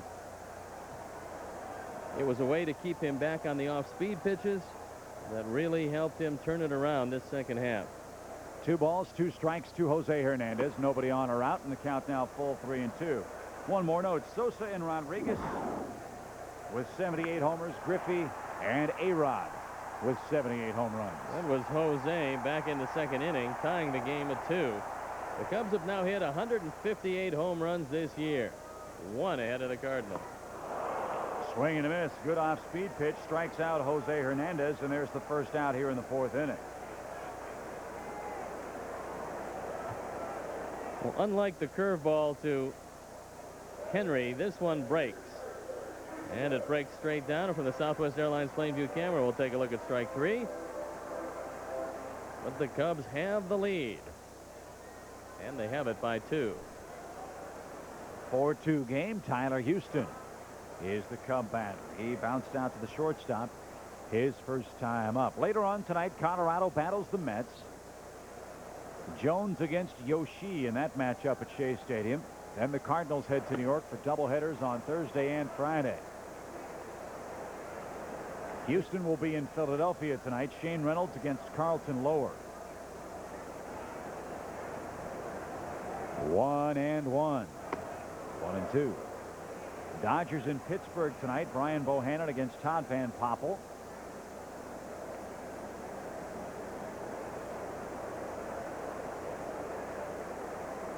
And Amori Telemaco takes the ball for the Diamondbacks tonight. Broken bat, bouncer towards second that Kelly will field and throw to first in time. Houston jammed badly and is retired for the second time.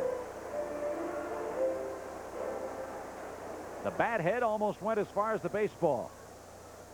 We've seen that a few times. Brian Jordan did that twice last night. And Tyler Houston is 0 for 2.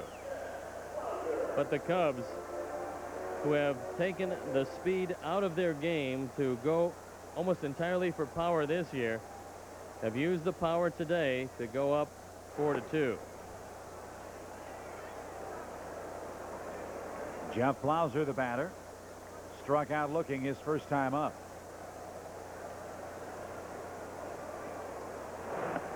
Right through there to even the count at 1-1. 4-2, the Cubs have the lead. That pitch popped up right side. McGuire gives chase. He will run out of room. It's turned into a beautiful day here. Bright sunshine. It was overcast this morning, but the clouds have dissipated, and it's a nice day on the lake. Not too many sailboats out there, but the occasional hardy soul enjoying today. 2-2.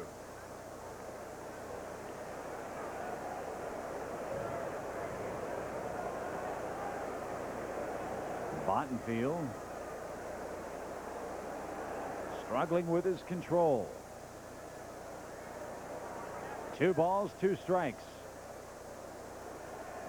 Swung on, hit high in the air toward left. But Mabry's going to have a play on that one. He'll shield his eyes. He'll put it away, and that retires the side.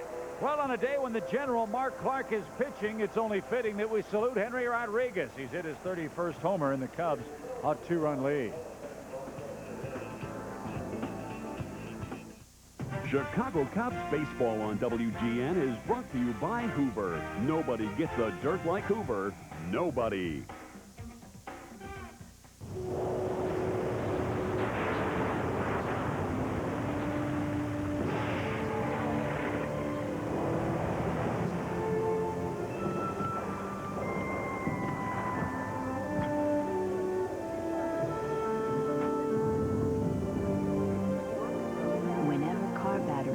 To the test, America's most trusted lives up to its name. Die Hard. What's under your hood? Look inside a new Dodge Ram conversion van, and you'll find a virtual home on wheels. But take away features like the video system, captain's chairs, and plush interior, and you'll find the remarkable new Dodge Ram van with a more powerful Magnum V8 and strong unibody construction. After all, even a home on wheels should be built on a solid foundation. And with $1,500 cash back, you can start construction right away. See the friendly Dodge dealer near you.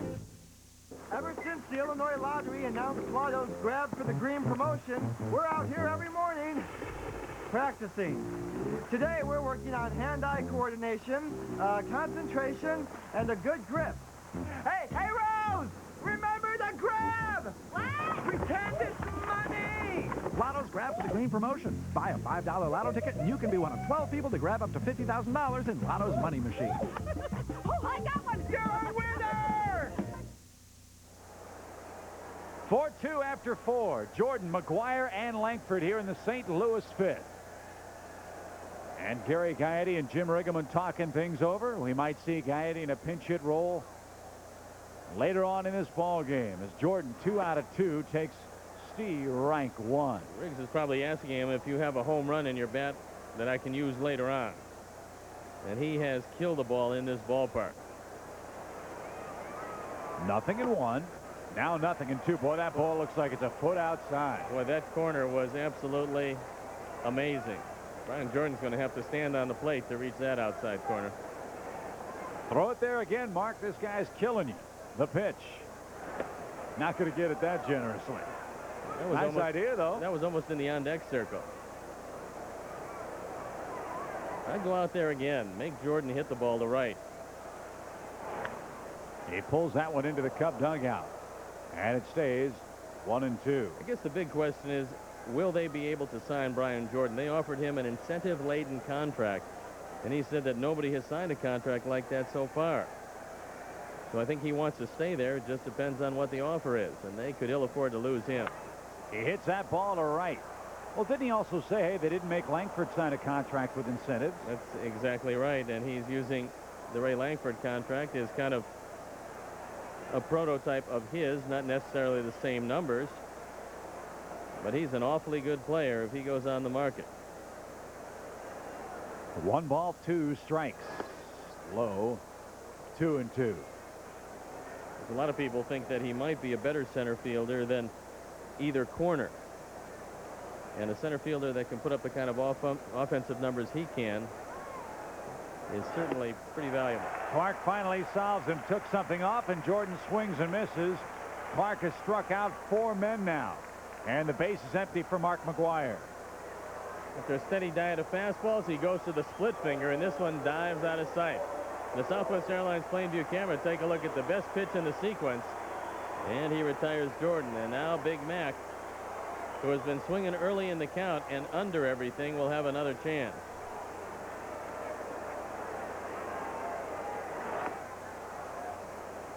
Ball 1 to Big Mac. McGwire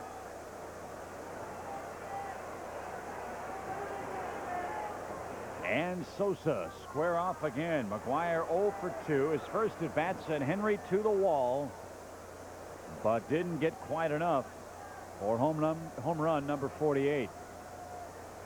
He's ahead, 2 balls, no strikes. That's off his thumbs and out of play. That's a nice place to stay on Mark McGwire. You can keep it inside if you can keep it up. If he doesn't swing at it, it's a ball. If he does, he'll jam himself. Boy, the Cubs have done a great job against this guy. He's 4 for 25 on the year, but of those hits, 3 of them home runs. And he's got him reaching again, 2-2. Well, last night, Rod Beck threw him a forkball and struck him out, and if Mark can throw the same forkball that he threw to Brian Jordan, we'll have a similar result. Well, I still remember that home run he hit in April here. In the fog, the pitch. I mean, he hit a rocket, a frozen rope, a bullet. Just straight away left field. Jose Hernandez was playing out there, and he put his arms up as if to say, I have no idea where the ball's going. Payoff is low, and McGwire walks for the 131st time here in 1998. And the fans boo, but Mark Clark tried to get him out. He didn't pitch around him. He gave him a couple pitches to hit, and in the end, he put him on first. And that is one of the records he might break this year, and that is the all-time walk record held by the Babe. 170 walks in 1923. You'll see it in our Hoover Who's Cleaning Up in Baseball. It's what Big Mac's done. McGwire and Bonds and Ricky Henderson, the only leadoff hitter in the bunch. So the duties fall to Langford to try to drive home the runs now, as Clark keeps on nibbling on the outer edge and keeps getting the benefit of the pulley call. Strike 1 call. That obviously is going to be what derails either McGwire or Sosa or both of them in trying to hit 60 or more home runs this year, is the walk total. And McGwire's walked 131 times. Sammy had walked 57 times. Neither man walked in yesterday's ball game.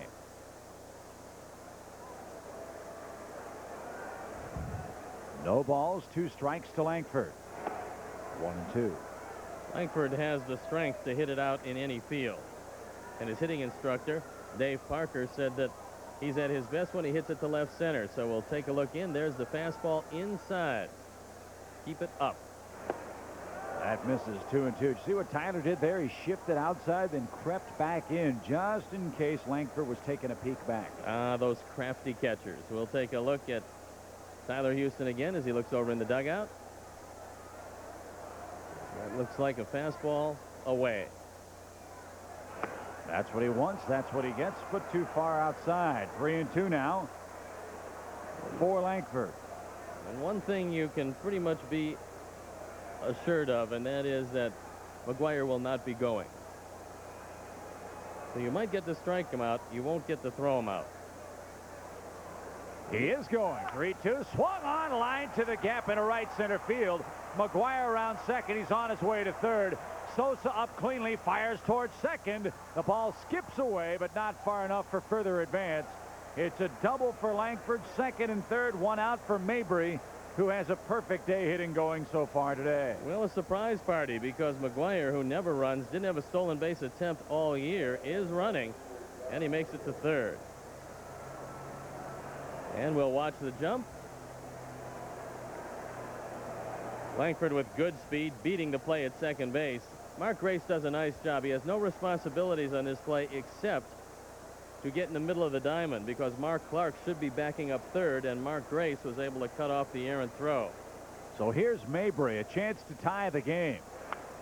Swing and a foul ball out of play. Mabry 2 out of 2 with a couple of singles in the ballgame. Clark's been ahead of him every time he's faced him, but hasn't been able to solve this very talented left-hand hitter, John Mabry. Well, they have a literal plethora of outfielders on this team. If you figure that Gant and Mabry, and then you've got J.D. Drew coming up, and a lot of people figure he's going to be here September 1st. They have a lot of options, a lot of talented players, but if they're going to make a serious run at it, and I know they have every intention of doing that next year, they've got to get that starting rotation solidified. They expect Brantley to come back at 100% next season. 1-1. A little roller to the left side. Jose's coming home, and they're going to have McGuire very, very easily. Well, McGuire doesn't run well at all, and he could have laid the leather on Tyler Houston, but he pulled up and is tagged out at the plate. We have seen these Cardinals get themselves taken out of inning after inning in this series. There is no way in the world that McGuire is going to beat this play. So he makes the concession speech at the plate, and Langford does not advance. And Langford should have been running for the simple reason that you're going to get one of them. If you get McGuire, Langford should be a third. If you're not going to get McGuire, you get the run. So either way, you got to move up a base. So again, some questionable Cardinal base running may cost them a chance to score again here, but it's up to Tatis. He has an RBI single in the game.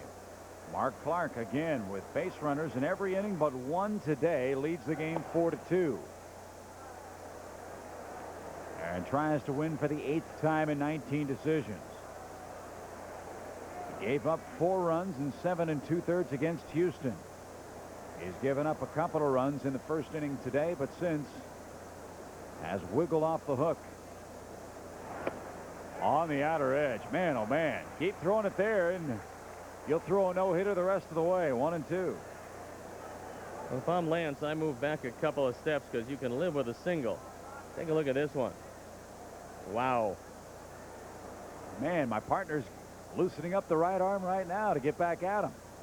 With this strike zone, the pitch. A high chop towards second. Easy hop for Morandini. The throw to first in plenty of time, and the Cardinals have run themselves out of another inning. No runs, 1 hit, 2 men left, halfway home. 4-2 Cubs.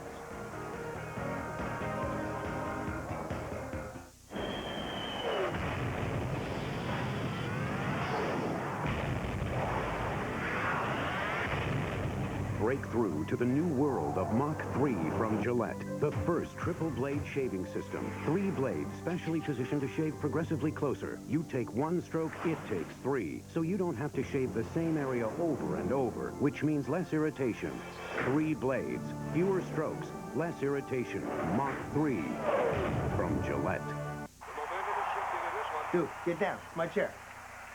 Let's go. I'm not playing games. Okay, here we go again. Oh, dude. He's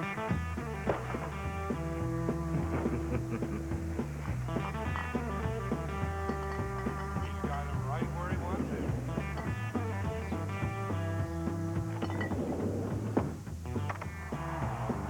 Just a bit outside. Hey, those dog obedience classes really paid off.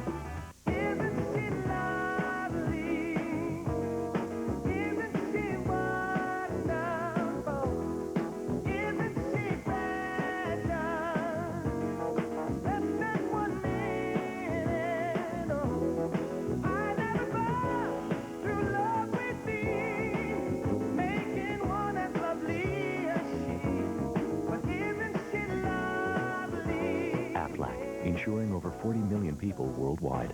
Nothing comes easy when you follow your heart. This is fate. This is a challenge. Felicity. Coming this fall on WGN. She will follow her heart to wherever it leads. Felicity. Coming this fall on WGN. It's a 4-2 game halfway home here at the friendly confines. Cubs 4, Cardinals 2. Hi again, everybody. Chip Carey along with Steve Stone. Mark Clark gave up 2 in the first inning. The matchup of McGuire and Sosa, nothing going on there, but the Cubs keep on playing a little baseball, and they're beating the Cardinals 4-2. And so far, the Cubs are out executing the Cardinals. As Mark Clark's going to fly out to left, one away here in the 5th. I thought that's what those guys were waiting for across the street, because Mark Clark, with a resurgent bat now, has hit the ball very hard. Cubs playing good, solid baseball, and they figure the 7 games in this homestand were critical for them.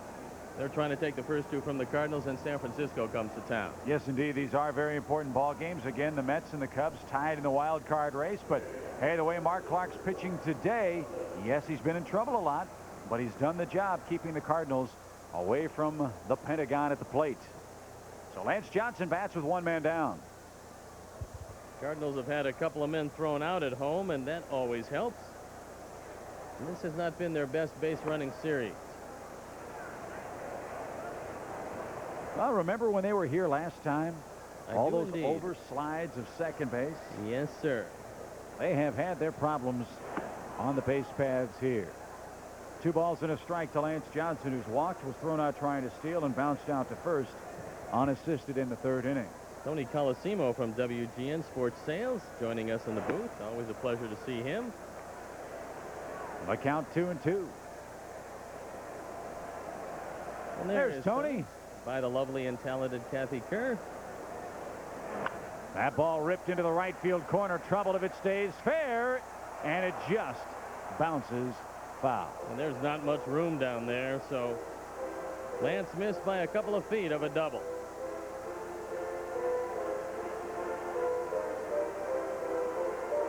And that's how much room you have if you take it down the line. So Lance will stand back in. 2 balls, 2 strikes. Mickey Morandini waiting on deck. Sammy Sosa lurking in the hole for the Cubs here. 4-2 game. The Cubs looking for some insurance against a lineup that can produce some runs. Good swing, but a foul back. Well, and you see what these guys have done against Cub pitching this year. A 2-run lead does not give you a whole great amount of confidence. Not to diminish what Mark Clark or the Cubs pitchers have done, but their hitters are very, very talented. 2-2. Off the end of his bat, and he stays alive again. The Cardinals came into this one hitting .259, but they had hit 1 more home run than the Cubs over the course of the season. However, the Cubs have out-homered them today. Consequently, they lead on the scoreboard, and a huge crowd once again. 3 balls, 2 strikes, and through the wicket of Eli Marrero. The count is full. As Steve mentioned a moment ago, the Giants will be in town tomorrow. It's Kevin Tapani against Ortiz for San Francisco. Kerry Wood will pitch Friday against Oral Hershiser. 3-2 to Johnson. He fought that ball off. Saturday's matchup will be Randy Johnson of the Houston Astros against Don Wengert of the Cubs. That'll be a nationally televised game.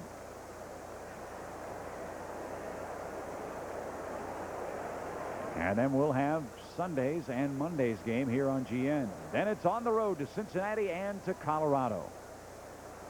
3-2 to Johnson, who's working a good at-bat here. He slaps that ball into center field, but right at Ray Langford. I have a feeling we're going to see Gary Gaetti starting at first base in that matchup against Randy Johnson, as Jim Riggleman will try to get the right-handers in that lineup. Glenn Allen Hill will certainly play. And there's a look at Riggs, who's done a fine job this year. So Mickey the batter. He's 0 for 1 with a walk. Mickey carries a brief 2-game hit streak into today's play. He's 2 for 8 during that span. 2 for 9 counting today's at-bat. And there is Gary Gaetti. It's much better in a Cub uniform than he did in a Cardinal uniform. Yes, of course, Bob. Andy McPhail remembers how good he looked in a Twin uniform when he was helping them win it all in 1987. Line drive to left is going to drop for Morandini. 3-game hitting streak for him. Well, that brings to mind, Stoney, the great line by Bob Uecker in Major League. He said, it's funny how a change in uniform changes your perception of a guy. That really is true. There is no doubt about that. And Andy McPhail, who was the general manager then of Minnesota, had some good veteran players when he took over, and they helped lead the way, and Gary Gaetti was one of them. He is a big game player, and the Cubs will have some big games going down the stretch. So Sammy gets that huge hand, and let's see if he can take one out. He missed by about 3 feet, hitting the top of the wall last time in the 3rd inning. So Sosa the batter. He's 1 for 2, and he sends a rocket deep toward left. Back goes Mabry at the track, at the wall. He's got it, number 48.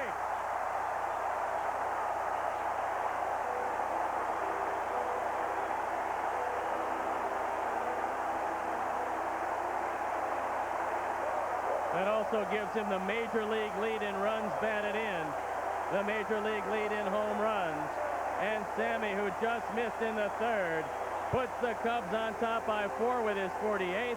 The fans going crazy here in Chicago.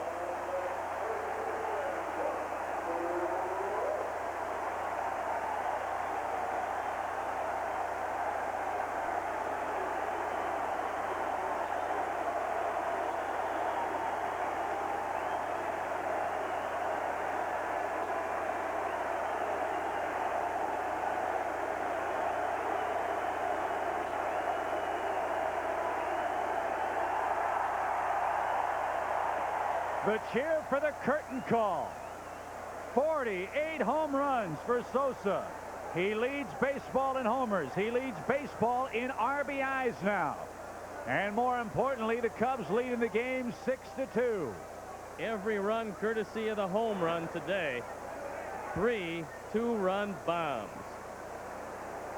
One by Jose Hernandez, one by Henry, and one a moment ago from Sammy Sosa. Wow. We're in the 5th.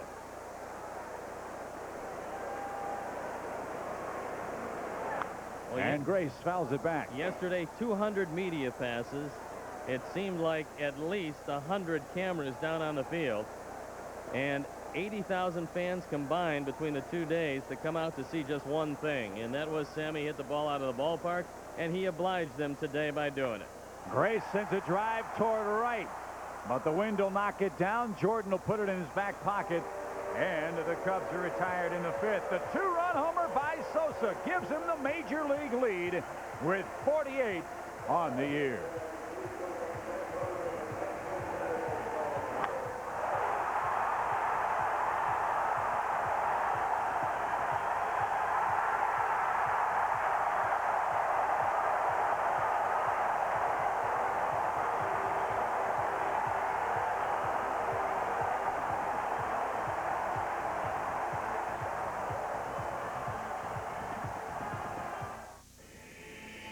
Flying to the New England area for business?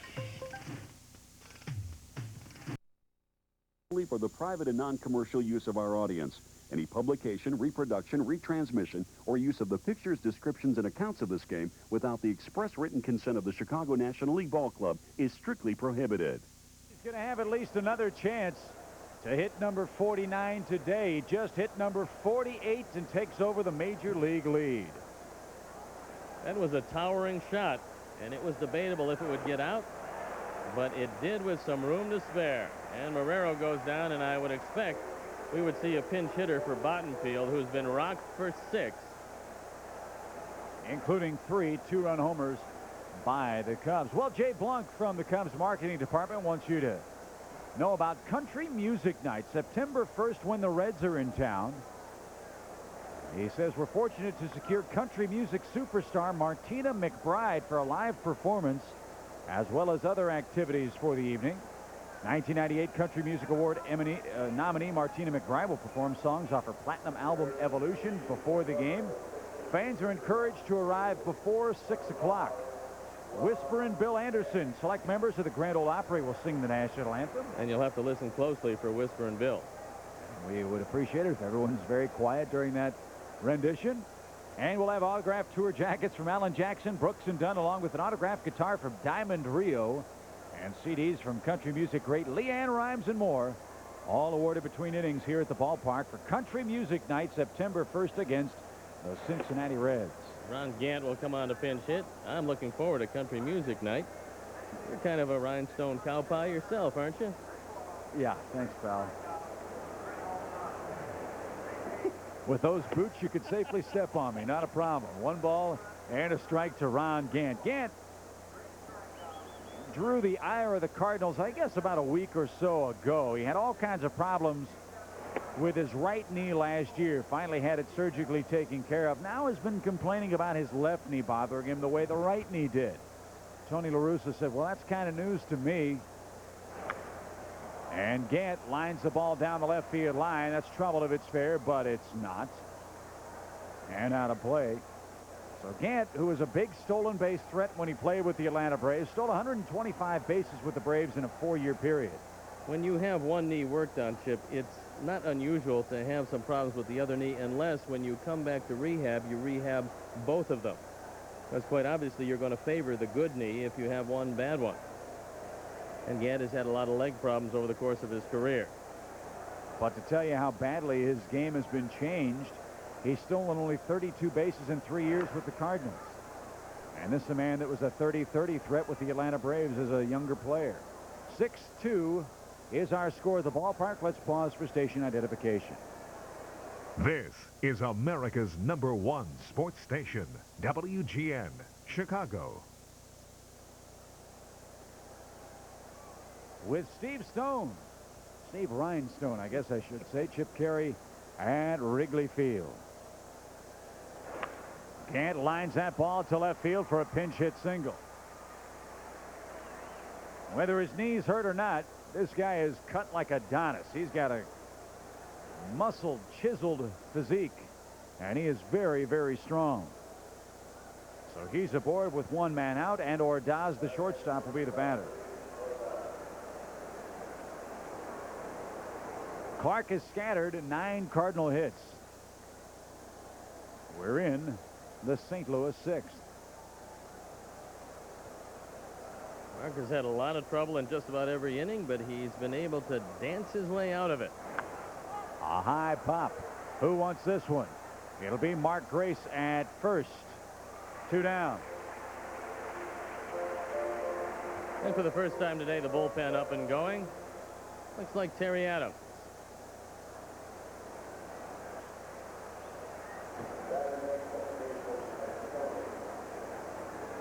There's Terry. Hopefully he can rebound from a tough couple of weeks. Cubs have a 4-run lead. And here's Pat Kelly. Kelly 0 for 3. And has yet to get the ball out of the infield. You like this guy? You like this kid as a player? I thought he had a very good series against us in St. Louis. I like his defense. I like the fact that he will try to bunt on occasion. Obviously, Delano DeShields is a better offensive player. Kelly might have the nod defensively. 0-1. There's that bunch you're talking about. Clark will barehand. Off balance throw is wide of first, and a great play by Grace to save the throwing error. Well, at least once a game he's going to try it. He popped it up the first time, but that time with Jose back. It's a pretty good play. You're 4 runs down. You know that if you keep the inning alive, you going into Jordan and McGuire. So with 2 outs, Mark Clark will have a tough assignment against a man that he's had problems with, Brian Jordan. A very good play by Pat Kelly. So Jordan 2 out of 3 with a single, a double. The only blemish, a strikeout, his last time up. Felix Heredia getting loosened up for Ray Langford in the 4 spot. Let's hope it doesn't get that far. Fastball and strike, 0-1. Jordan, a career .303 hitter after the All-Star break. I'll be glad when we don't have to see this guy until next year. He is a very, very tough customer for the Cubs to handle. A high chop up the middle. Morandini behind the bag. Flips to second. Not in time. Everybody's safe. And now you got to face Big Mac with the sacks juice, representing the tying run.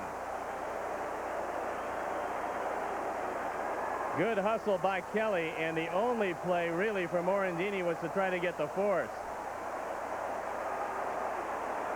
Watch it again. It's very close at second, but as you can see, Bruce Dreckman called him safe. Pretty good call. Here comes Jim Riggleman, and he wants to talk with Mark Clark, who has given up 11 hits. We're not through the 6th, and he wants Terry Adams against Big Mac. So Mark Clark departs after 5 innings and 2/3. He surrenders 11 Cardinal hits, but he leaves with the lead. Adams comes in with the bases loaded to face Big Mac. We'll see how this matchup fares right after this.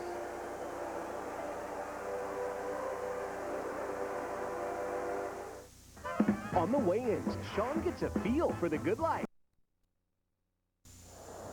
So Big Mac a chance to tie the game for the Cardinals. They've loaded the bases, 2 outs, and a struggling Terry Adams a chance for redemption here in the St. Louis 6. 7-7 record, a 3.90 ERA on for the 56th time. And you got to figure that Jim Riggleman thinks that Terry Adams, with a 95-mile-an-hour fastball, can throw it by McGuire upstairs. McGuire has faced him once. He's 1 for 1 against him lifetime. And there is no place to put him. So Terry is on for just one man, because regardless of the resolution of the McGuire at bat, it's going to be Heredia against Langford. And let's hope Terry can just heat him upstairs and get out of this inning, preserving it for Mark Clark. Adams, in his last 14 appearances, 16 hits, 7 walks, and an ERA a shade under 7.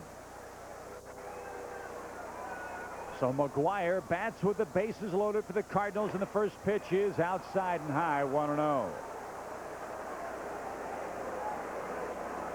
The man on deck has tremendous power, too. McGuire 0 for 2 with a walk, and the Cardinal fans here praying for McGuire to do something. 1-1.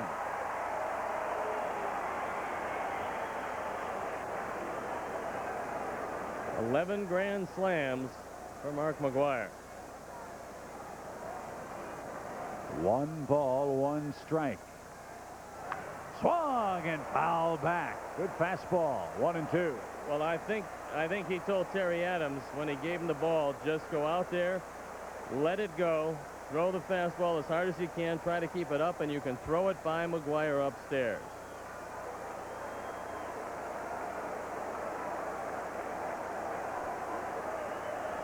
One and 2 to Big Mac. Adams sets. Here she comes.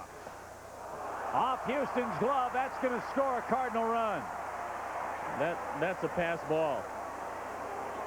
That was not a wild pitch. That one should have been handled. He was trying to heat him up upstairs. It's now a 6-3 game. And watch it again. Tyler just misses it. So charge that run to Mark. So charge that run to Mark Clark. So charge that run to Mark Clark. Advance to second and third.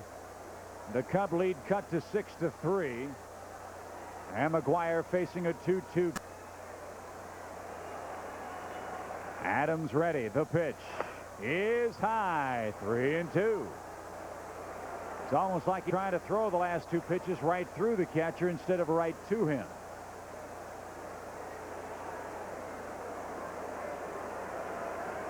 Three balls, 2 strikes. The pitch Inside, he lost him. Ball 4. Bases again loaded. And that's going to be it for Terry Adams. So Adams fails to get the man assigned to him. He walks McGuire. Now the Cubs have to go to the left-hander Heredia to try to retire Ray Lankford. Third pitcher of the inning for the Cubs. 6-3 our score in the St. Louis 6th.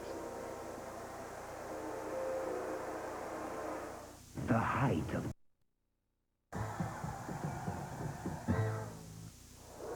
The Cardinals continue to bat here in the 6th inning. It's lefty against lefty here. Lankford against Felix Heredia. Heredia on for the 49th time, a 5.13 ERA, an 0-3 record. This is combined with the Marlins and the Cubs. And he faces a very dangerous Ray Lankford, who is 1 for 3 against him a lifetime. And Heredia is a specialist. He deals very well with left-handers. For the Cubs, he's been a whole lot better than he was for the Marlins.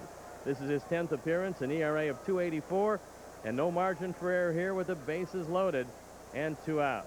And Lankford has been awfully tough in these situations. He has 5 slams, as you see. And now Lankford, 1 for 4 lifetime against Heredia, stands in. He's already got a couple of hits in the game. Swung on, first pitch, rocketed, foul out of play, 0-1.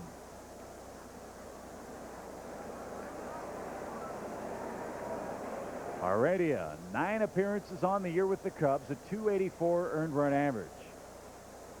Just 2 runs in 6 innings and a third.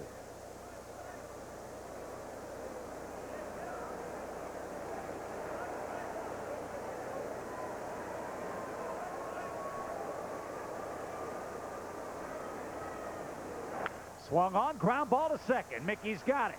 He cradles it. He throws to first in time, and Heredia gets the job done. 1 run, 3 hits. The Cardinals leave them loaded. It's a 6-3 ball game.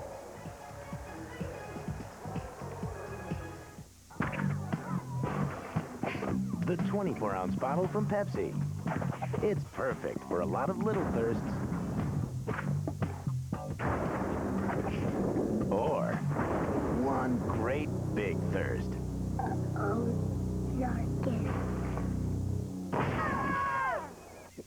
Hey, Jack, thanks a lot. Sorry. The 24-ounce 6-pack, only from Pepsi. A little help, please. Somebody?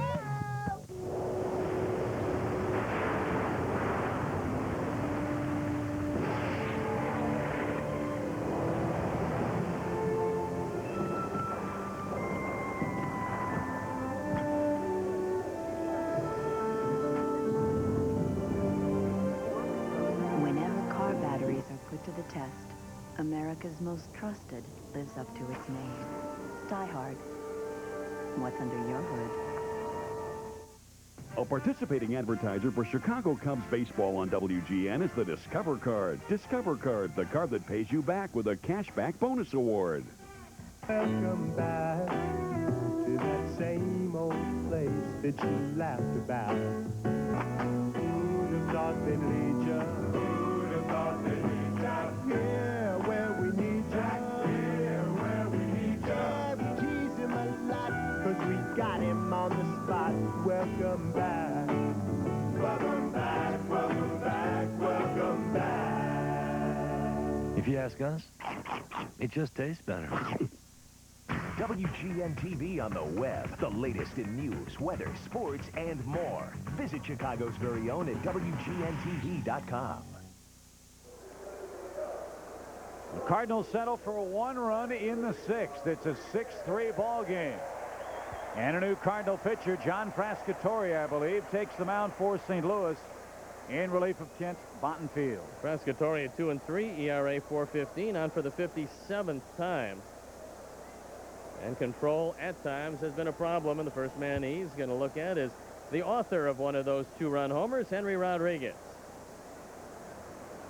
His 2-run poke came in the 4th, and he swings at the first Frascatore offering and skies to left, where Mabry holds 4th.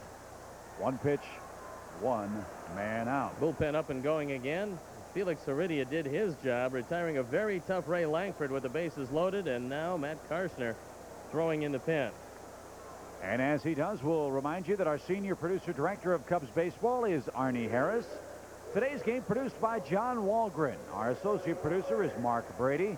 The coordinating producer is Kim Fields. Our executive producer of WGN Sports is Bob Vorwald. Our thanks, as always, to the lovely and talented Kathy Kerr for her help.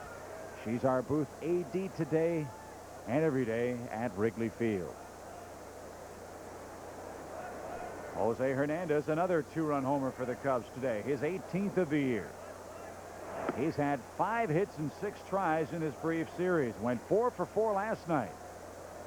Terry Mulholland walking slowly down to the bullpen, and once again we send along best wishes to a speedy recovery to his father, Terry Mulholland, convalescing in a hospital in Pennsylvania. A high chop to short. Polanco couldn't handle it. Could play the in-between hop, and that cost him. You have to come in and smother that ball. When you wait back, you've got a problem, and that's going to go as an E6. And Ordaz cannot make the play, and we have seen a very spotty Cardinal defense. If you come in on the short hop, you've got a chance. But he tried to backhand it right in front of him, and it cost him the air. So Jose aboard. And he's aboard for Tyler Houston, who is 0 for 2 today. He's grounded to short, and he's bounced to second. Cubs 6, Cardinals 3 in the home half of inning number 6. Steve Psycho Lyons, former White Sox, former Red Sox, former Cub, will be our guest conductor of the 7th inning stretch. 1-0 the count to Tyler. Formerly lived in my building when he made his home in Chicago, and he's a very nice young man. And he and his lovely wife, Krista, expecting their first baby any minute now. She's probably watching the game out in Los Angeles today. There's a drive hit deep toward right. Jordan back in the well, has room. That's just the wrong direction today. The wind is blowing straight in from right field. Tyler Houston thought he had every bit of it.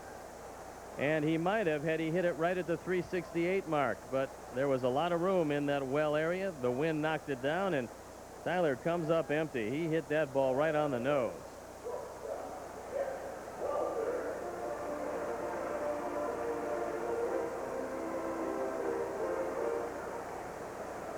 Here's Blauser. Jeff 0 for 2. Runner at first in the 6th. The pitch is high, 1-0.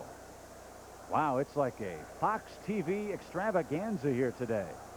You've got Steve Lyons, my partner for the studio show here. You've got Joe Buck working the game for the Cardinals radio network here today.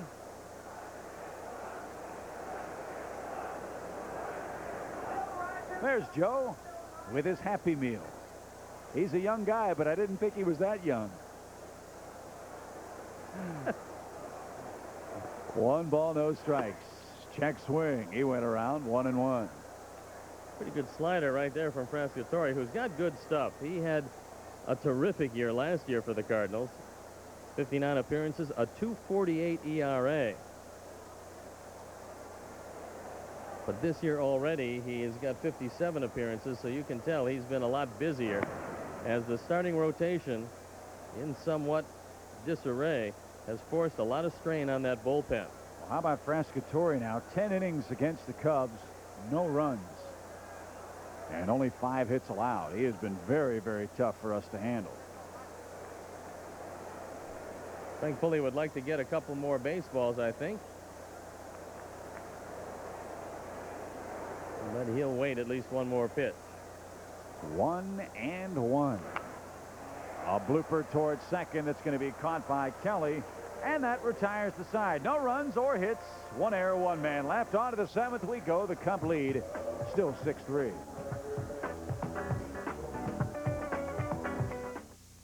Chicago Cubs baseball on WGN is brought to you by Pepsi. Generation Next.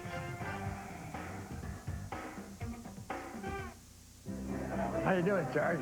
Okay, folks, what'll it be? What would you like, sweetheart? A Pepsi, please. Sorry, we only have Coke.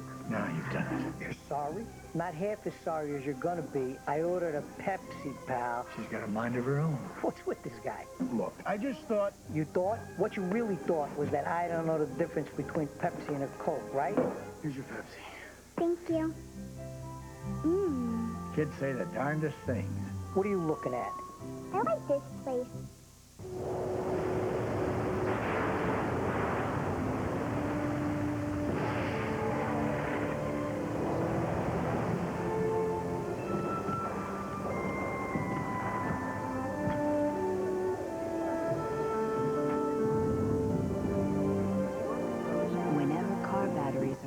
test. America's most trusted lives up to its name. Die Hard. What's under your hood? In Denton, Texas, a lot of folks who work on their cars go to AutoZone because they know they're going to find quality parts, low prices, great selection, and good people like Tom Robinson. You see, Tom's the kind of guy who really likes to help folks out. And since he's been around cars most all his life, he knows his parts, too. Oh, sure, there are other parts stores in town, but when it comes to getting the right part, the right price, and good advice from folks like Tom, there's just no place better than AutoZone. Premiering this fall, Mark Paul Gosselaar, Dylan Neal from Dawson's Creek, and Sidney Penny. Coming this fall on WGN.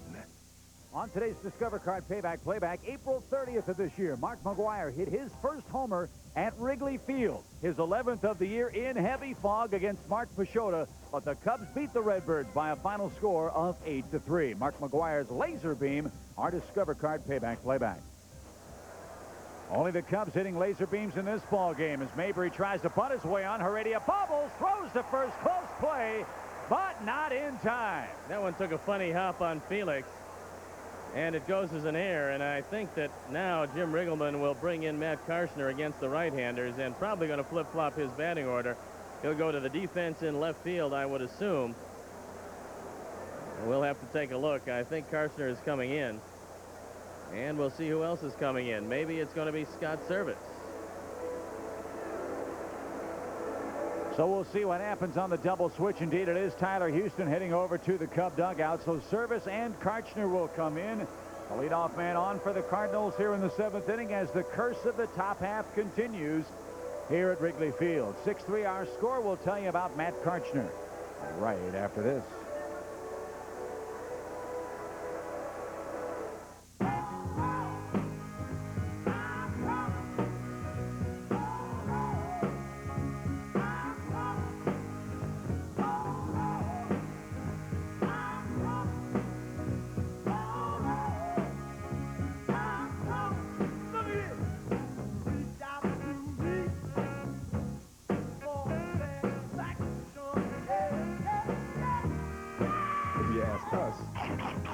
It just tastes better.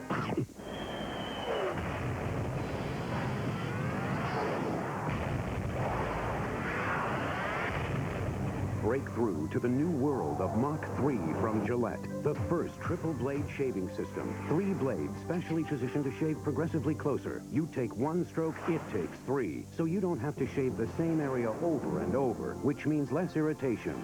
3 blades, fewer strokes, less irritation. Mach 3 from Gillette. Now you can take yourself out to the ball game and catch plenty of Cubs action on your computer. Visit the Chicago Cubs website at www.cubs.com. It's the Cubs at your fingertips. The site features live broadcasts of Cubs baseball, daily statistics and game notes, player information, online access to tickets, and more. www.cubs.com is your link to the Cubs and is accessible 24 hours a day. Visit the Cubs website today at www.cubs.com. It's the place to be if you're not at Wrigley Field. Double switch for the Cubs. Scott Service stays in the game. He'll bat 9th in the Cub order. Right-hander Matt Karchner takes over for the Cubs on the mound. First pitch swinging is Tatis. He sends a drive hit high in the air toward left. Henry has room. That one given a long ride, but not quite far enough. So Tatis flies to the well in left for out number 1. And before Marrero bats, we'll remind Cubs fans this Saturday, Gatorade Lunch Bag Day at the ballpark. The first 10,000 kids 13 and under attending the Cubs-Astros game get a lunch bag compliments of Gatorade. For tickets, stop by the Wrigley Field box office or call 312-831-CUBS. There are tickets available. Not many, says Frank Maloney, but you want to call early to get your tickets for these ball games coming up. Eli Marrero takes ball 1 from Karchner. Matt Karchner has been pretty good for the Cubs. A 2.84 ERA. This is his 10th appearance. And Terry Mulholland loosening up in the pen in case Tony La Russa thinking about a left-hand pinch hitter down the line. Swing and a miss. Blew it by him. 1-1. Karchner doesn't throw a changeup per se. He throws that Fosh pitch. That goofy kind of slider changeup type thing. Is that a technical term? I sure hope so. I hope I didn't violate any FCC rules by saying that thing on the air. 2 balls and a strike. He's got a good fastball and a pretty good slider. And you just can't bring yourself to say Fosh. Well, that is the dead fish kind of approach that was created a few years back. Kind of like a changeup. That might have been it there. He went around 2-2.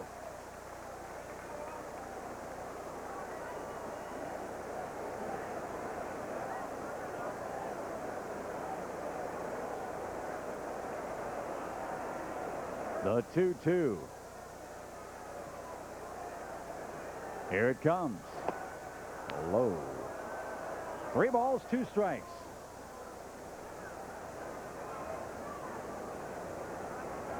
You got Frascatori in the on-deck circle. But quite obviously, if Marrero does not hit into a double play, he'll most likely be taken down. That might have been it there. He went around 2-2.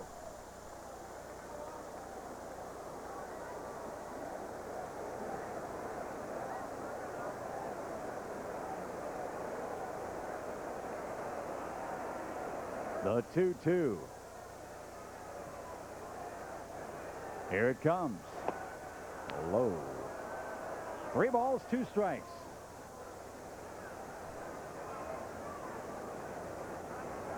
You got Frascatori in the on-deck circle. But quite obviously, if Marrero does not hit into a double play, he'll most likely be taken down. The payoff. Renner doesn't go. The pitch swung on. Bouncing ball to third. Jose looks to second. Goes that way. 1. Good takeout slide by Mabry, who slides in hard.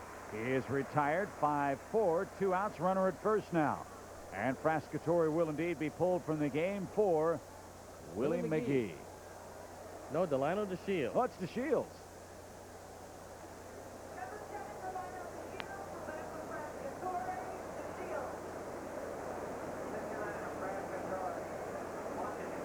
Frascatori an inning across. All zeros. And DeShields will pinch hit for St. Louis. And he's a pretty decent bunter also, so you have to bear that in mind. And Jose Hernandez comes creeping in at third. 2 outs. Runner at first. The pitch cut on, fouled back, and out of play.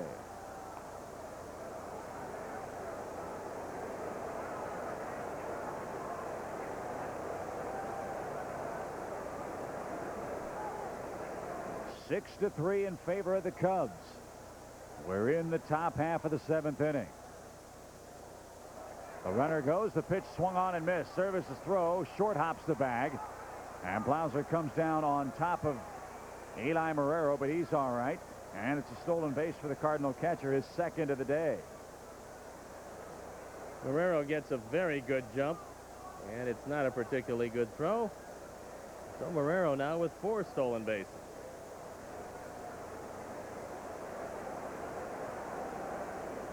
Nothing and 2. A base hit could mean a Cardinal run. The pitch misses outside. 1 ball and 2 strikes. Henry playing fairly shallow in left field. He already has 1 assist, and it was a big one. The 1-2 is in the dirt. And the count moves even now. 2-2 to Delano DeShields. Cubs bidding for win number 70 on the year.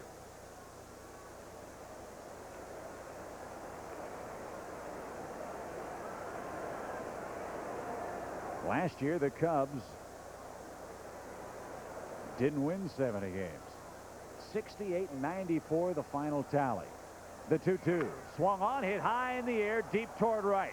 Sammy on his horse, at the track, at the wall, at the well, and out of here. A pinch hit 2-run homer for Delano DeShields.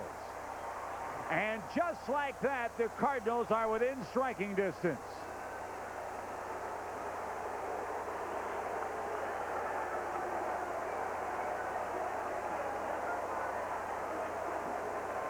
Well, Tatis came close to left field, and Delano DeShields took it all the way out of the ballpark. And it cuts the lead to 1. That's the 5th home run of the year for DeShields. RBIs number 32 and 33. And he got every bit of this into the wind as Sammy drifts back, hoping that it would drift into the well. No such luck. And it's a 6-5 game. Boy, if he hits that ball 3 feet more to the right, it's a fly out.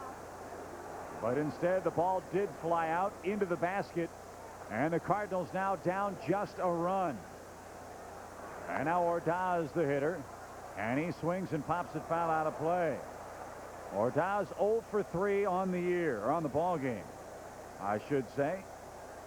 His average 156 coming into today's play. That's the 9th pinch homer this year for the Cardinals.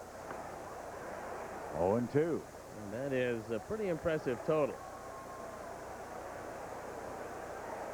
And don't forget, mighty Mark McGwire has another swing left in the game for St. Louis. Sammy Sosa, another one as well, coming for the Cubs, and that's a rocket right back up the middle.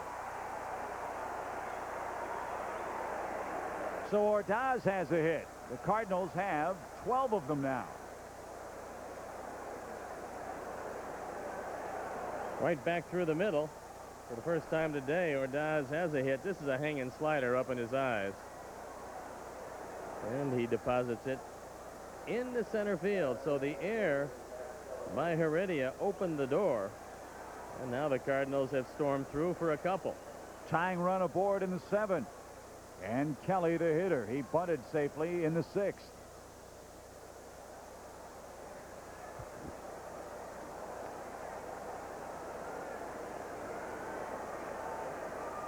The pitch is the strike. Well, the commander, Pete Toma, back from his Vegas vacation.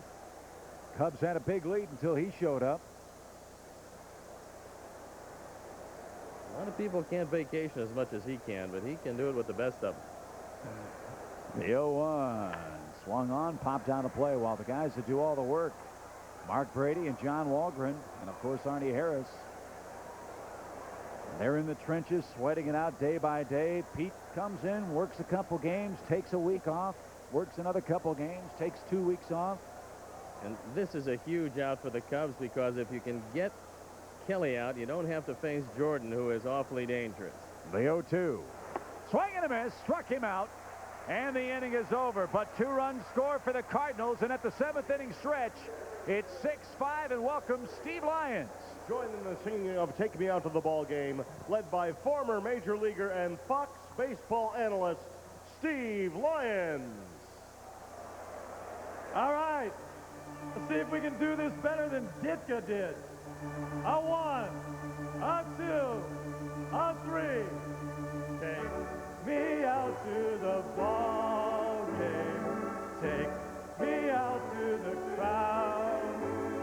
Buy me some peanuts and Cracker Jack. I don't care if I ever get back, for it's root, root, root for the Cubbies. If they don't win, it's a shame, for it's 1, 2, 3 strikes are out. It's the old ball game. Woo!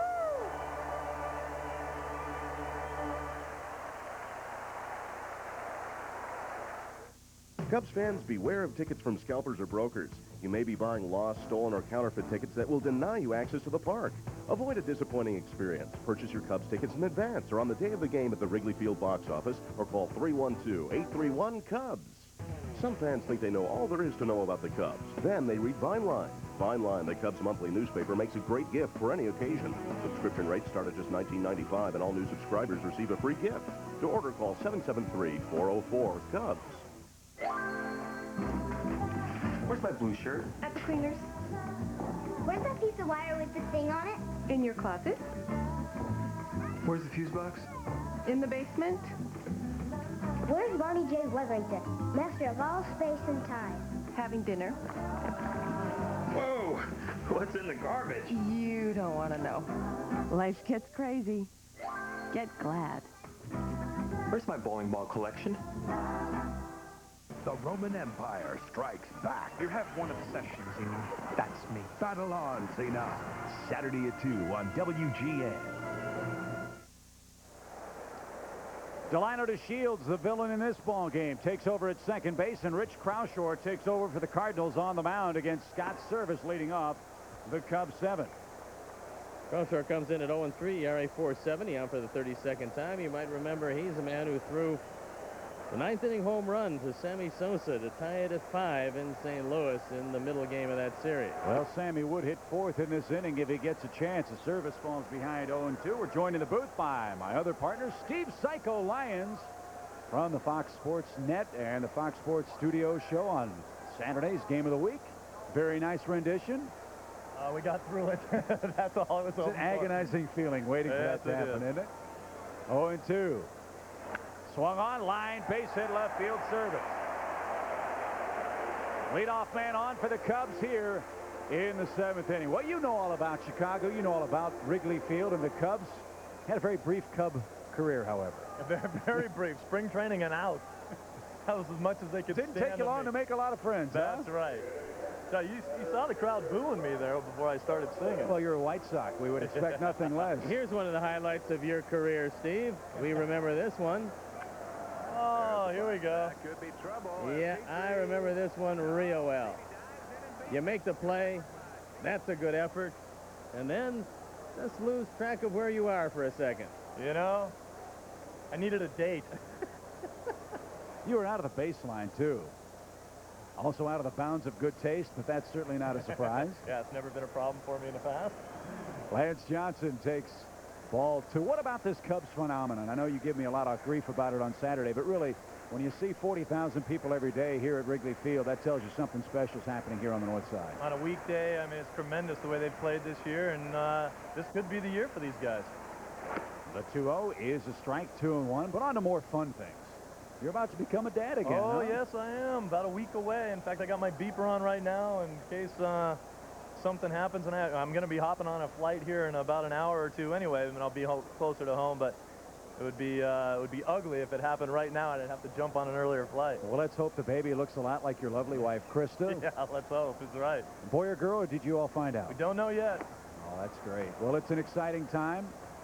And you have 2 other beautiful daughters as well, so we know you've got the parenthood thing all handled. You're ready to go, and forget about sleep. It's not important anyway, right? Yeah, sleep when you're dead. Oh, boy, what an optimist. Now, you see, I've got you on my left and Steve Stone on my right. Man, somebody help me out here. 2 balls, 2 strikes. It's a 1-run game to Lance. The pitch swung on, lined into center, but right at Ray Lankford. 1 away. Mickey Morandini is going to be the batter. We'll offer your analysis of this ball game, Mr. Lyons, if you will. What have you seen that sticks in your mind so far today? I think everyone comes out to see the home runs that are being hit with Sammy, and both McGuire went deep to the track. Sammy went off the wall and then finally hit one out of the yard. A little bit of a sloppy game today, but right now the Cubs on top, and that's where they want to stay.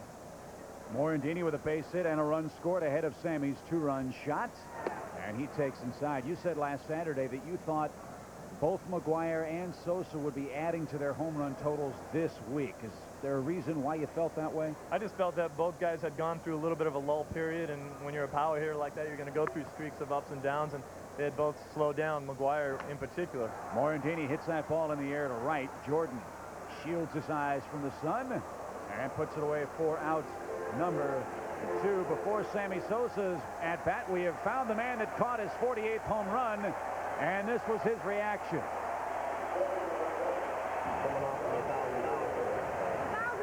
You're not going to take it? You're going to keep it? What is it going to play at? You think they'll sell it then? I keep it. Yeah? I keep it. Well, Sammy, no stranger to Croushore. The last time he looked at him, he hit one out of the ballpark, and one here would give the Cubs a little desperately needed insurance. And Psycho, Steve Stone and I have talked all year long about what kind of a different player Sammy Sosa has become this year. You played with him when he was with the White Sox. What have you noticed about Sammy? He's a much more patient hitter. He'll take a walk a lot more readily than he ever did before. You used to be able to get him out all day long on bad sliders in the dirt, and he doesn't swing as many of those anymore. 1-0 is high, 2 balls, no strikes. He also can work a count for the first time, Steve. You know how important that is. A guy can go up there if he's not swinging at the first pitch all the time. You find yourself with a lot of 2-0, 3-1 counts, and that's what any power hitter's looking for. Gets a lot better counts to hit in, and he's still pretty much a free swinger, and he's a great bad ball hitter, so you can't throw him a pitch that he doesn't like to hit. Laid off the fastball, 3-0. Well, you know one thing. He'll be given the 3-0 green light, and he's moving up with every passing day. He's got Andre Dawson in his sights, and then only Hack Wilson will stand between Sammy and the all-time Cub record. 3 balls, no strikes. Croushore sets and delivers. Swing. Oh, what a cut he had. It's 3-1. I got to believe 190 RBIs is fairly safe, but yeah. You have to have so many guys hot in front of you. You have to have a tremendous year, and you have to have the 2 or 3 guys hitting in front of you. You have to have a great year and be on base all year long in order to drive in that many guys. Mickey Morandini has done a great job with on-base percentage in the 4 teens most of the year, and that set the stage for a lot of Sammy runs batted in. 3 balls and a strike. Ball 4. Sosa is walked. That puts a big insurance run at second base, and the crowd boos as Grace steps in. And if you're Tony La Russa, do you go to the pen to bring in the left-hander? You got Grayson Rodriguez. And I got to believe he'll go to the left-hander as Sammy and Mark McGwire talking it over. Did you see what Mac did? He said, what's all this being kissing and stuff? And then he smacked him with the glove. Those 2 guys really have enjoyed each other's chase, and they have become each other's biggest supporters here in 1998. Cardinals will go to their bullpen. It's going to be Lance Painter that'll come on and face Mark Grace. Well, I think that in a one-run game. Mark McGwire probably saying to Sammy, I'm a real big guy. I know how I can hit him, but compared to me, you look like a jockey. How do you hit so many of them? Yeah, that's because he's not seeing him without his shirt on too often. Sammy's put together pretty good. I would say at about 5'11", 5'11 and a half, about 210. Sammy is an awfully strong man. So Mark Grace is the hitter against Lance Painter.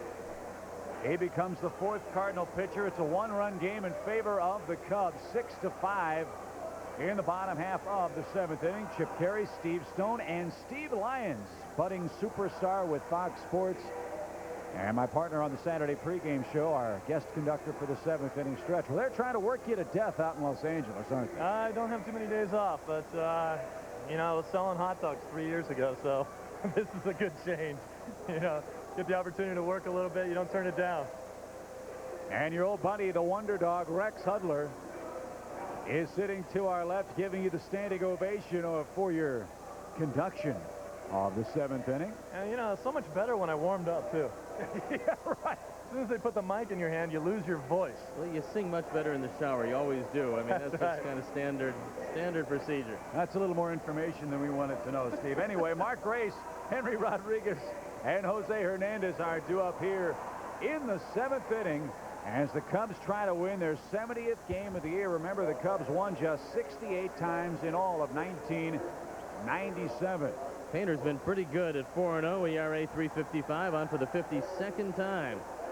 He has given up 5 home runs, however, in 38 innings. His control has not been good. 25 walks, just 31 strikeouts, and he inherits base runners at first and second for Mark Grace. And it'll be interesting to see how they defense Grace. You've got a great arm in left field, a very good arm in right field, and this is one of the better throwing outfields all the way around. Now, they will run on Langford in center, but bear in mind, you've got Scott Service out at second base, and he doesn't run particularly well. And what a big insurance run that could be. It's a 1-run game. Painter against Grace. And Mark, a .285 hitter this year against Southpaws, takes ball 1 outside.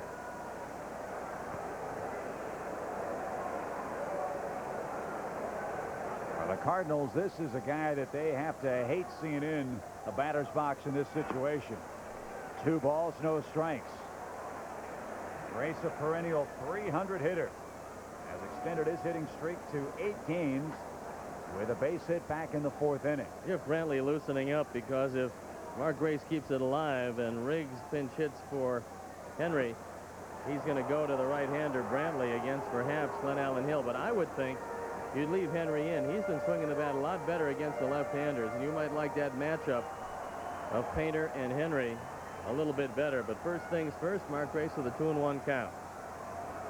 The pitch swung on, pulled into the camera well. It's 2-2. Don't forget as well, the Cubs also have Gary Gaetti. They signed him today for the rest of the season. And Steve, it'll be interesting to see how he fits in the Cubs' plans here in the final 35 games or so.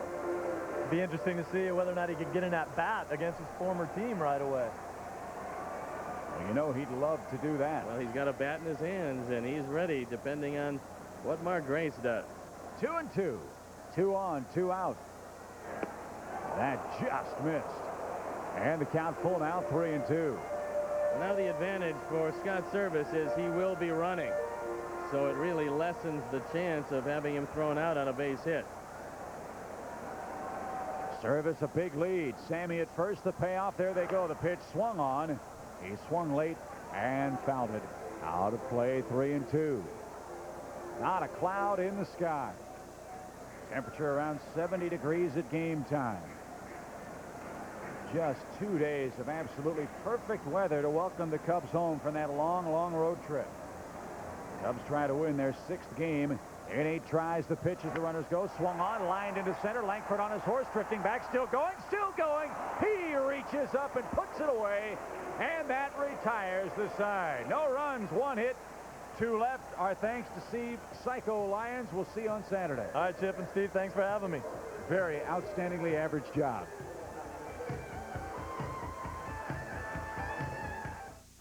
On the weigh-ins, Sean gets a feel for the good life. The doorman just tried to give me a cavity search. You don't have a doorman. What? The weigh-ins. Then on the Jamie Foxx show, it's Braxton's birthday. And Jamie got him the perfect gift. Lolinda the blow-up doll? Too bad it ends up at the wrong party. Jamie Foxx after the weigh-ins and before a special second weigh-ins. Tonight at 7 on WGN. The 24-ounce bottle from Pepsi. It's perfect for a lot of little thirsts. Or one great big thirst.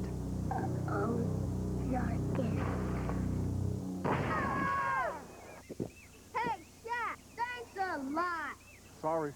The 24-ounce six-pack, only from Pepsi. Here we are in this simple, majestic setting. None of the usual interruptions. Nobody around to distract us from introducing AT&T One Rate Plus. Now, the key point, the thing to remember, is that every call you make from home with One Rate Plus, every call, day and night, 10 cents a minute. You say 10 cents a minute, dude? How do they find me? AT&T One Rate Plus. 10 cents a minute, anytime. Call 1-800-41-RATE to enroll. The Army means hard work. I don't know how real Army guys do it. The Army does. Coming this fall on WGN. We're giving away mountains of money to the luckiest people in Illinois, and that could be you. Find out how on the lottery's new game show, Illinois' Luckiest, premiering right here on Saturday, August 29th. Well, this figures to be a very, very tough inning as Matt Karchner goes through the heart of the St. Louis order. But first, our look at the Ameritech playbook. Little defense on the part of Jose Hernandez first. There was little defense, but he's helped out by Henry Rodriguez, who guns down Marrero at the plate. Tyler Houston comes in, puts on the tag. Marrero never touches the plate, and that is your Ameritech playbook. So Jordan McGuire and Langford in a 1-run Cup game in the 8th. Well, you've got to pitch to Jordan here because he is a good base stealer and a great base runner. You got Terry Mulholland loosening up for Ray Langford, who's due up third. A check swing. There's a big break.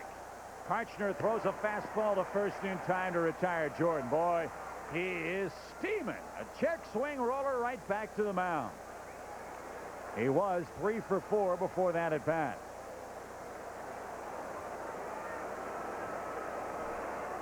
So Sammy Sosa, baseball's leading home run and RBI man, playing right field for the Cubs. Sosa with 48 homers, 121 runs batted in, both of them career highs.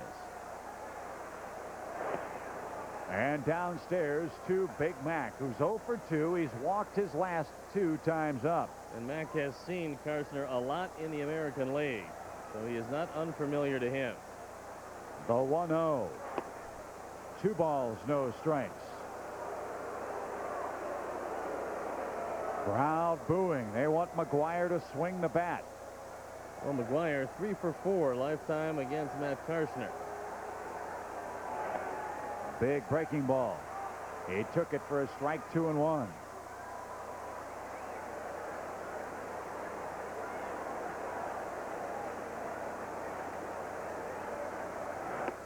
Slider missed. 3 balls and a strike. You've got Mulholland. Regardless of the resolution of this at bat, it's going to be Mulholland against Langford. And Mabry, too. The 3-1 to Mac. Swung on, belted deep toward left. No doubt about that, baby. We are tied. And McGuire is hit number 48. He got him in a 3-1 hole. He came at him with a fastball. The second home run Karshner's given up. And so Mark Clark can't win it. Kent Bottenfield can't lose it. And we are tied at 48 for the home run lead. And the fans who've come here today have gotten their money's worth. McGuire now has driven in 107 with his 48th. And just like that, the game is tied at 6. And that young man has a souvenir, fought for, I'm sure, and Karshner will depart. And Mulholland will come into the game. What a ball game. It's 48 home runs now for Mark McGuire. The game now tied 6-6. Matt Karshner has given up 2 home runs in the ball game. And now the Cub bullpen turns to Terry Mulholland to try to end this 8th inning. Big Mac unloads. So has Sammy. And we're tied again at the friendly confines.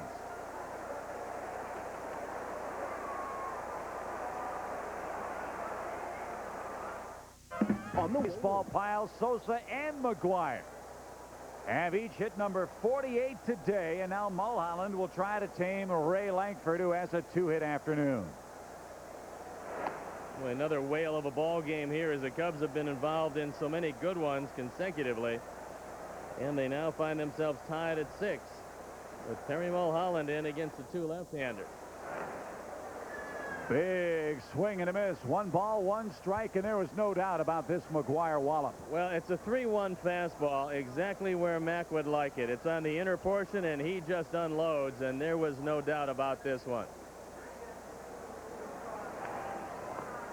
Off the end of Langford's bat, it's now 1-2. Mulholland at 3-3, ERA 2.38 on for the 53rd time. Manny Alexander takes over at second base for the Cubs in the double switch. Manny will bat 7th on the Cubs scorecard now. That ball popped up and out of play. So the bullpen couldn't get it done today. The Cubs took a 6-2 lead, but on single runs in the 6th and 2 in the 7th and 1 here in the 8th, the Cardinals have come roaring back. In the dirt, 2 balls and 2 strikes. Again, the Cubs and Mets deadlocked to top the wild card heap. The Mets play at home tonight against Colorado. 2-2. It's high, 3 balls, 2 strikes.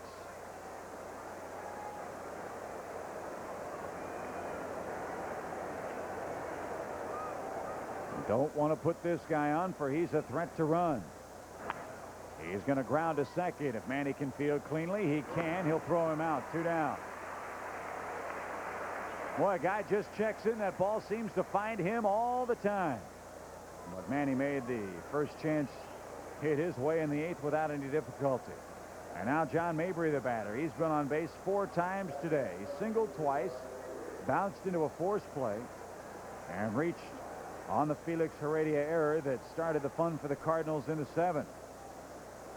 St. Louis scored once in the 6th, twice in the 7th, once here in the 8th. And that's inside from Terry, 1-0. Looking ahead to the bottom of the 8th inning, the Cubs will have Rodriguez, Hernandez, and Alexander.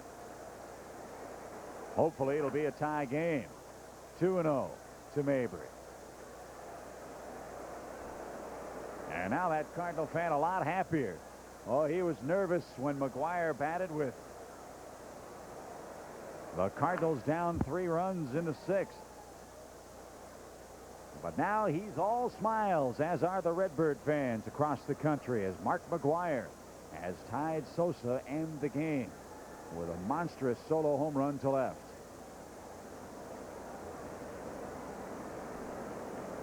The 2-1 is high, 3 balls and a strike. There is Big Mac, who fell down by 1 for just a couple of innings before tying it up. Fouled away by Mabry. It's 3-2.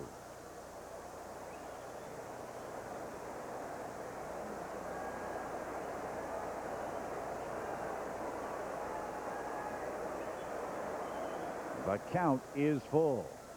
Not anymore. Mabry draws the 2-out walk. First issued by Mulholland. And only the 3rd issued today by Cub pitching. Now, if you're in the outfield, you have to play just a little deeper than normal because Tatis does have Alley's power. And Mabry with decent, if not great speed at first base. You can live with a single. You've got to cut off the Alleys and make sure he doesn't score. Tatis singled home run his first time up. Flirted with a home run his last time and takes an inside strike. The Reds have beaten Milwaukee 8-2, the final score. White Sox in Oakland scoreless in the bottom of the 3rd inning.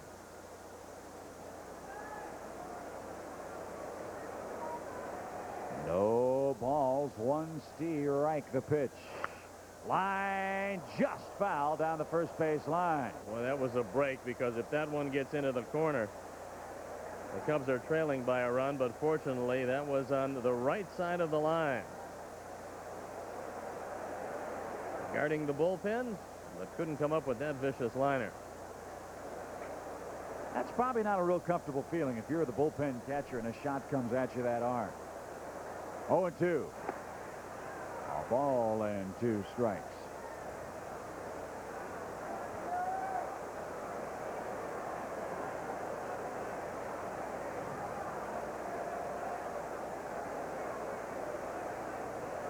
Tatis ready to go.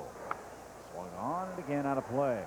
Cardinals think that this young man is eventually going to hit for power. He's been a little inconsistent throwing the ball, but he's still a very young player. And Texas has brought some exciting offensive players through their system to the major league. So that's one of the reasons why they parted with Todd Stottlemyre and Royce Clayton. Well, just think if they'd been very patient with Sammy Sosa. He was originally a Ranger. They could have had Juan Gonzalez, Pudge Rodriguez on that team. 1-2. Strike 3 called, inside corner, inning over. Tatis jackknifed out of the way, but he's rung up by Frank Pulley. To the bottom of the 8th we go. All tied 6-6.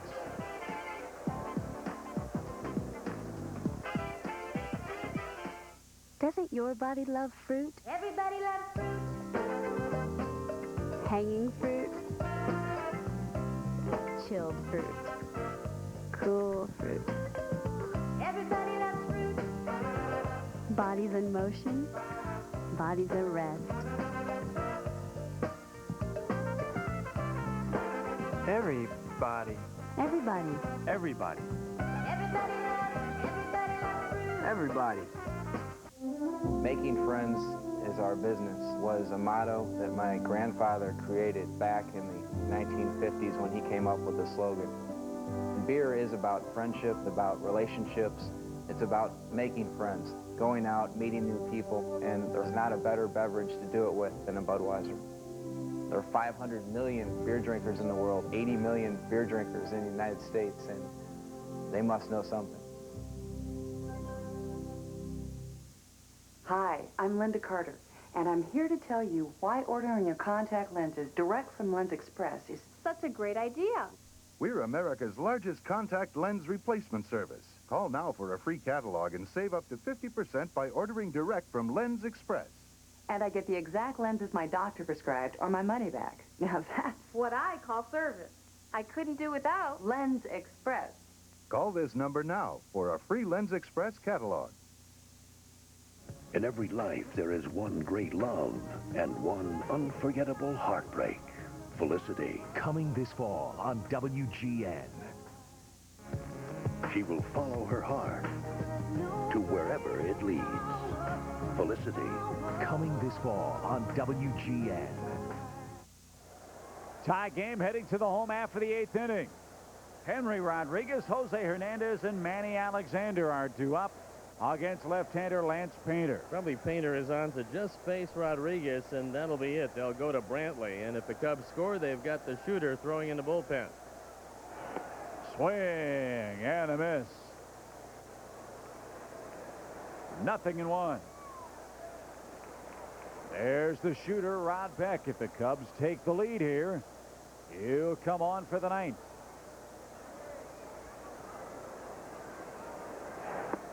Outside, a ball and a strike. Well, with that home run that Henry hit, with the home run Sammy has hit, they've got the big league among duos in baseball. A-Rod and Ken Griffey Jr. nipping at their heels out of the Pacific Northwest for Seattle. And there is Jeff Brantley. Painter doesn't want to lose the lefty here. 2 balls and a strike. Breaking ball had him fooled. 2-2.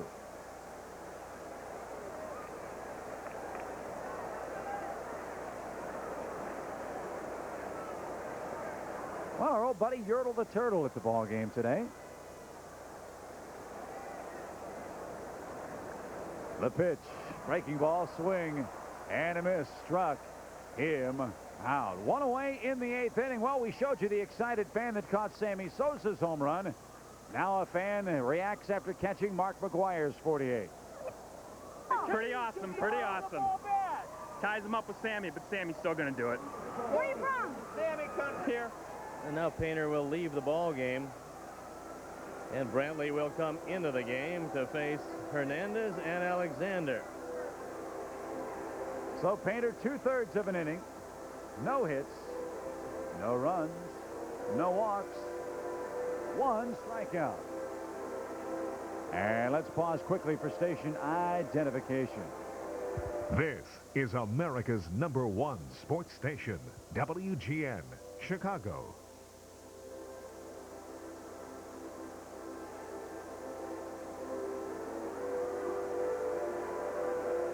Back at the beautiful friendly confines of Wrigley Field, Chip Carey, Steve Stone, as Sammy Sosa and Mark McGwire continue their battle royal. And Cubs fans, Monday, August 31st will be Ticketmaster Day at Wrigley Field. Ticketmaster will provide the opportunity to win tickets to upcoming events in the Chicagoland area. You can win with a lucky ticket number drawing or stop by Wrigley Field for a free entry form. That's Ticketmaster Night at Wrigley Field, Monday, August 31st, as the Cubs battle the Reds at 7:05. Jeff Brantley comes into this one 0-5. 5.22 ERA on for the 41st time. His control has been pretty good. He's given up a whopping 11 home runs in 39 2/3 innings. Just coming back from arm surgery, he says that the velocity has been inconsistent. He says some days he feels great, other days feels like he just can't get the ball to the plate quite as well. And Gary Gaetti in a Cub uniform with an opportunity later in this one to perhaps make his first appearance.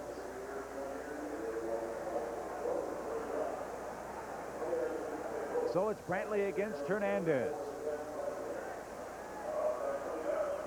Jose, a 2-run homer in his first at bat. He was 5 for his first 5 in the series. Struck out in the 4th, reached on an error by the shortstop Ordaz back in the 6th. Brantley kicks and fires with the bases clear and a foul tip off Marrero, 0-1. Before Brantley had the arm problems, he was a terrific closer with Cincinnati. He led the league with 44 saves in 1996.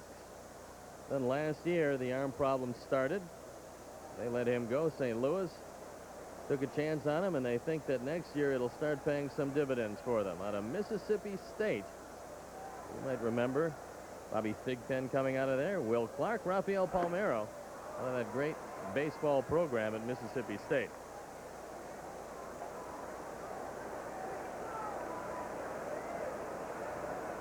They got Brantley for Dimitri Young, November 10th of 1997.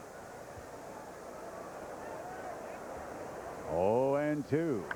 Swung on, hit in the air toward right. Long run for Jordan. And that's going to twist out of play into the seats. 0-2. 2 games against the Giants to follow. Thursday, Kevin Tampany, Russ Ortiz. Friday, Kerry Wood, Oral Hershiser. Then Saturday, the big unit, Randy Johnson, will make his Astro debut against the Cubs here at the friendly confines. Of course, Randy, a former Montreal Expo. 0-2. The pitch. Did he go? He did not. 1-2 now.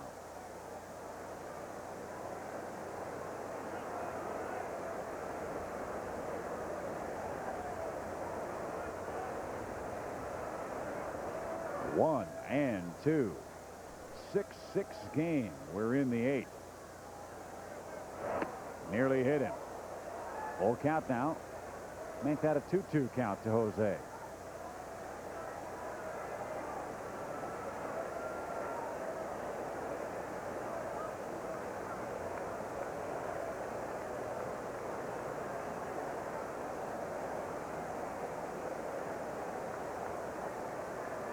The 2-2.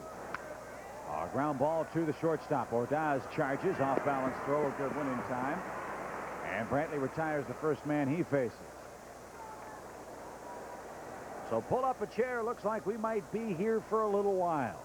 Looking ahead to the 9th, it'll be Marrero, DeShields, and possibly Ordaz or a pinch hitter in the Cardinal half of the 9th inning.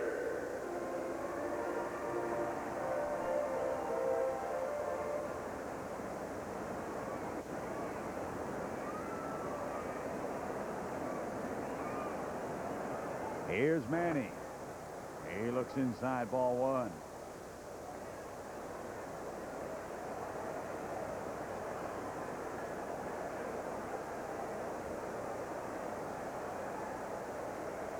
One and 0. It's high, 2-0. Jeff Blauser in the on-deck circle if Manny can keep it alive.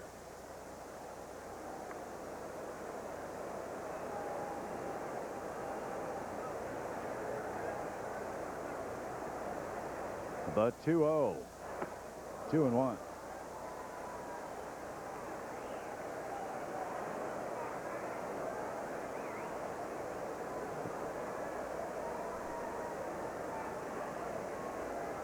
A 6-6 game in the 8th. The Cub pen failed to hold the lead today. The pitch. 2-2. Mark Clark left with the lead, gave up 3 runs, 2 of them earned in 5 innings and 2/3. After 5 innings, the Cubs led this thing 6-2. But the Cardinals charged back with a run in the 6th, 2 in the 7th, and then Big Mac a solo home run in the 8th for St. Louis. 3 2-run homers by the Cubs today. Hernandez, Rodriguez, and of course Sammy Sosa. The 2-2. Ooh, swing and a miss. Boy, he swung late at all 3 of those strikes. And Brantley nails the door shut in the 8th inning. To the 9th we go. Marrero, DeShields, and Ordaz will bat for the Cardinals in a tie game. Chicago Cubs baseball on WGN is brought to you by Southwest Airlines, offering low fares and frequent flights. Southwest Airlines, the official airline of the Chicago Cubs. Unlike other airlines, Southwest doesn't limit seats for frequent flyer award tickets. So if we've got a seat, it's yours. Not for keeps. You are now free to move about the country. Unlike other airlines, Southwest frequent flyer tickets can be easily transferred to friends and family members. Or perhaps someone else.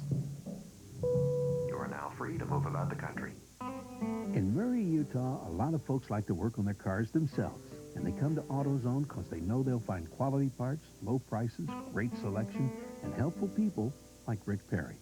Now, Rick's been around cars all his life, so he knows a thing or two about looking up parts and solving problems.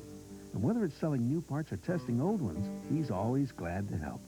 You see, when it comes to getting the right part, the right price, and good advice, there's just no place better than AutoZone. My grandson's a cute kid, but one tough businessman. Hey, buddy, how much to fix my car? Upfront pricing. What do you think this is, mister? That GM Goodrich Service Plus? What a kid. Got upfront pricing, plus lifetime guarantee on parts and labor, plus courtesy transportation. GM Goodrich Service Plus, the little guy was right. The plus means better. Call for the select GM dealer near you. WGN TV on the web. The latest in news, weather, sports, and more. Visit Chicago's very own at WGNTV.com. We go to the ninth inning. Marrero, DeShields, and Ordaz in a 6-6 ball game. Marrero 1 for 4 on the day. Looks inside. Wind has started to shift. It is blowing straight in now. It was blowing out to left a little earlier. Swing and a foul tip back to the screen. 1-2.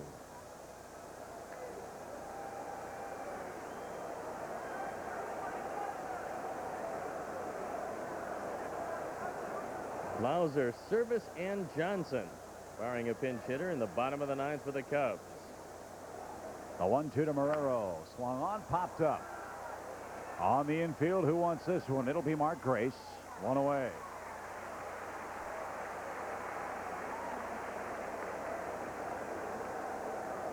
One of the things you have to watch for now is the bunt with the lefty-lefty and the Shields with pretty good speed. Jose Hernandez will move in a little closer at third, but they're playing him deep on the right side. DeShields, a 2-run pinch hit homer for the Cardinals. Bat back in the 7th inning off Matt Karchner, who went an inning and a third, gave up 3 hits and 3 runs on 2 homers. So Matt ineffective today against St. Louis, but the game at least still tied.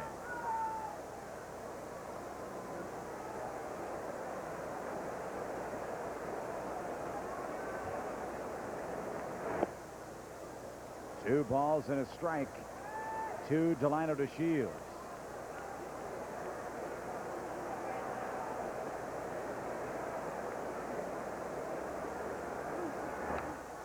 Fouled back, 2-2.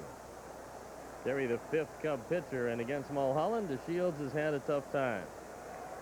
Well, too many lefties have a whole lot of success with Terry.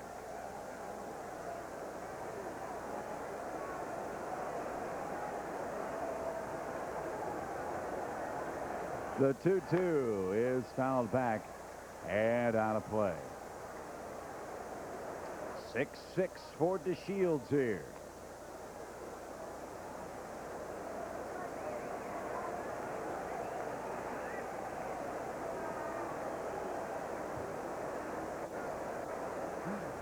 The pitch lined inside the bag down the left field line for extra bases. That ball skips away from Henry, and DeShields a 1-out double. Well, you couldn't have threaded the needle any better than that, and normally you would be guarding the lines late. This time Jose Hernandez was a little off the line, and DeShields takes it right down the line. From the Southwest Airlines Plainview camera, this one off the end of the bat. And it goes right down the line inside the bag for a double for DeShields, representing the go-ahead run. And there is the Southwest Airlines Plainview camera high atop Wrigley Field. And Willie McGee coming on to pinch hit.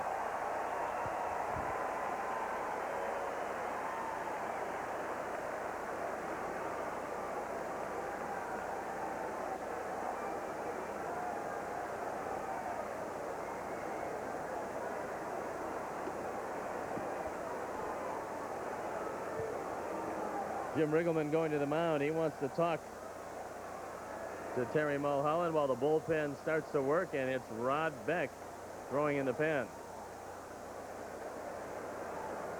So McGee from the right side hitting just .236 this year as opposed to .270 as a left-hand hitter. All of his power, all 3 of his home runs have come from the left side. And as a pinch hitter this year, Willie 7 for 35. 3 for 11 with 2 batted in as a right-hand hitter. So trouble brewing for the Redbirds here in the ninth.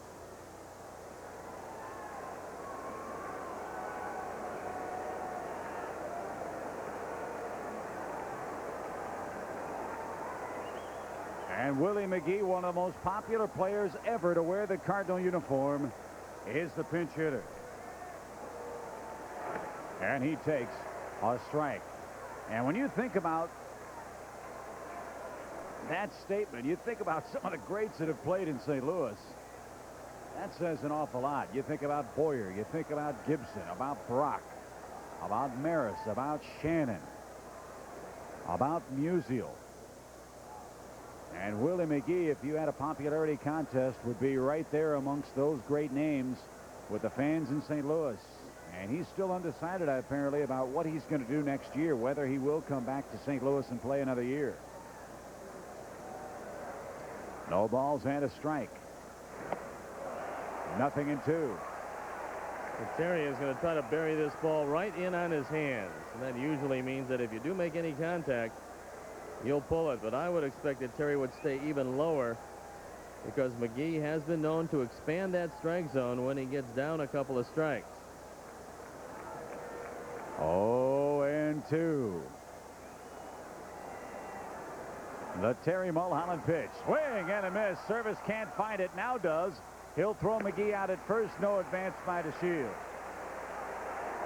Brantley will be called back, and now we'll see who Tony La Russa wants. Wengert, Stevens, and Beck, and Wengert will not be throwing as he's going to get a start, and Acevedo just activated off the DL. Witt and Petkazik, all right-handed. And now Placido Polanco will be announced. He'll pinch hit for the Cardinals. Runner at second, and 2-man out. DeShields representing the tie-breaking run of a 6-6 ball game. So Polanco bats for Brantley. And Polanco did have a base hit last night. He was 1 for 2.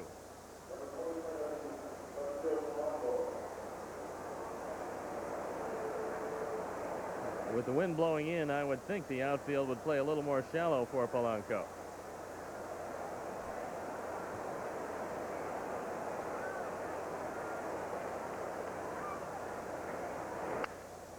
Broken bat fluke. Trouble if it's fair, but it's into the Cardinal bullpen.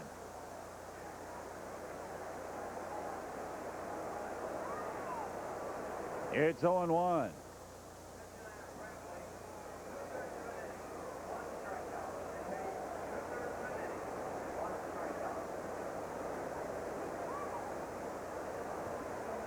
So Polanco will pick out a new bat, and he'll step back in. Well, Blauser meeting with Terry Mulholland. DeShields has all kinds of room. If he wants to take third, it's his. I'm not sure why he's not going, because the closest man to him is Bruce Dreckman, and nobody else is bothering much with him. No balls and a strike. Polanco ready to go. So's Terry. The pitch is out of play again. 0-2.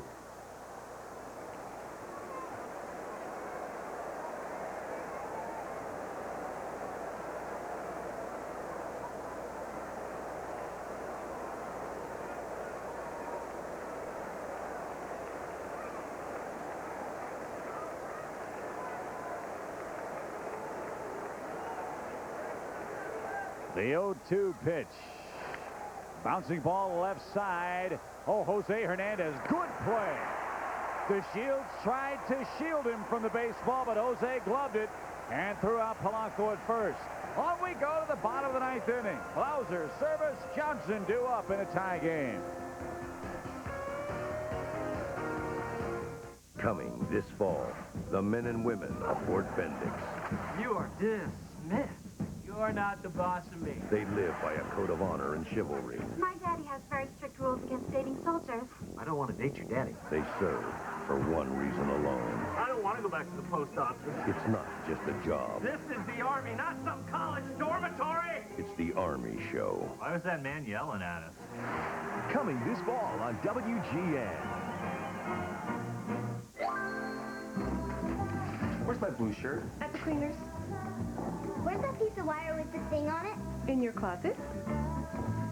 Where's the fuse box? In the basement. Where's Barney J. Weatherington, master of all space and time? Having dinner. Whoa! What's in the garbage? You don't want to know. Life gets crazy. Get glad. Where's my bowling ball collection? New Revlon Moisture Stay Lip Color. Moisture technology like never before. And the moisture stays in your lips, even after I take the color off. New Moisture Stay. With vitamin C and moisture that stays hour after hour. So my lips stay soft. Stay moisturized, even after I take the color off. All new shades, all new shine for your lips. New Revlon Moisture Stay Lip Color. Do it for your lips. Revlon. Placido Polanco stays in the ballgame to play shortstop for St. Louis, and hard-throwing right-hander Juan Acevedo becomes the 6th St. Louis toiler. Like so many of these Cardinals, he's also worked in the starting rotation as well as the bullpen. A 5-2 record, very fine 3.35 ERA on for the 31st time. 9 of them starts. He's given up 7 home runs in 75 innings, and he does have a great fastball. So it'll be Blauser, Service, and then to the top in Johnson. Well, the Cubs have won 16 times in their last at-bat. 10 of those 16 have come here at Wrigley Field. Well, you don't want to go to extra innings because it'll be Jordan, McGuire, and Langford in the 10th if the Cubs cannot win it here.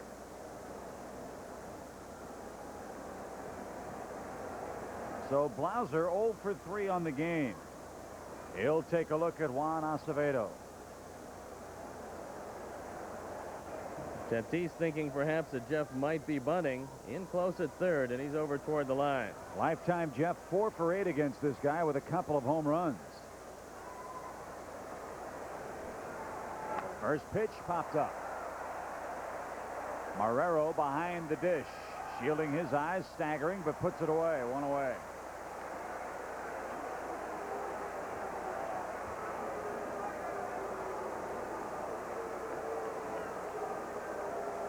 So 1 away in the 9th.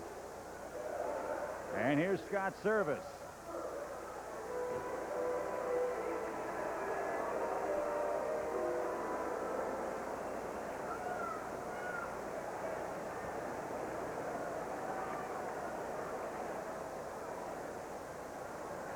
Scott with a base hit back in the 7th inning. And he takes ball 1.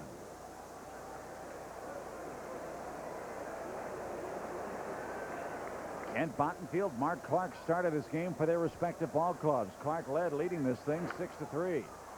It's now tied at 6. And McGuire might have a play on that ball. Nope, runs out of real estate.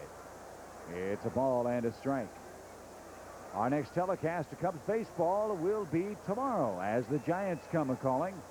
Join Steve for the award-winning leadoff man, then Russ Ortiz and Kevin Tampany will get together. Tampany going for his 15th win of the year. I remember Ortiz, who got off to a good start and then fell prey to the long ball in 3Com Park in San Francisco. Service hits that ball in the air toward right center field. Langford on the run, still going, reaches up as the ball tailing away from him.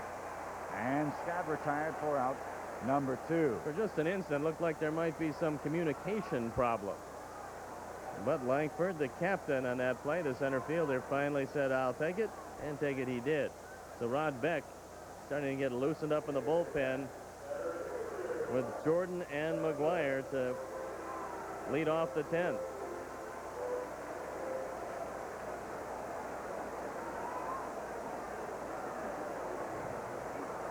Johnson shows bunt, takes strike. Brent Brown in the on-deck circle in case Lance can keep it alive.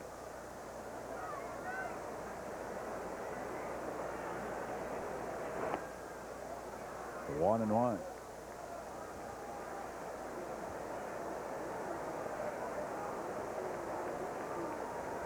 Lance 0 for 3 today. A 5-game hitting streak on the line here. And Acevedo upset with himself for falling behind 2-1. But that's what he's done.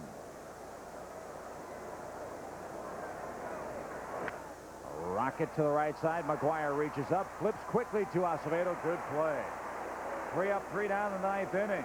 Well, the Cubs got to 6 runs after 5, and we've stopped scoring since. On we go to the 10th. Jordan, McGuire, and Langford in a 6-6 game due up.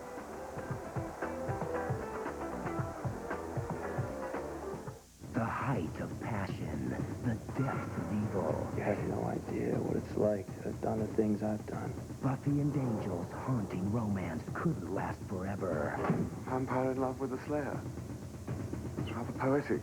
This summer, see how it all began on special Monday episodes.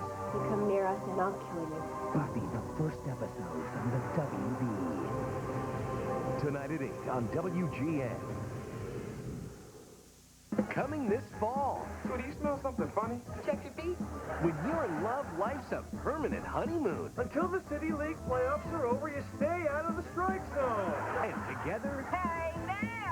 you can get through anything. Wait till Mel finds out all those meals I cooked were takeout. Well, almost anything. It's when they find out what they thought was PMS is your real personality. For Your Love. Coming this fall on WGN. Well, there's Dutchie Carey sitting with Nick Cladis, one of the owners of the St. Louis Cardinals. We hate to have to report this, but Dutchie's sitting in enemy territory today, but she's seen a great ball game. He has that. It was all the Cubs early, but the Cardinals fought back. And now they have the heart of their order against Terry Mulholland.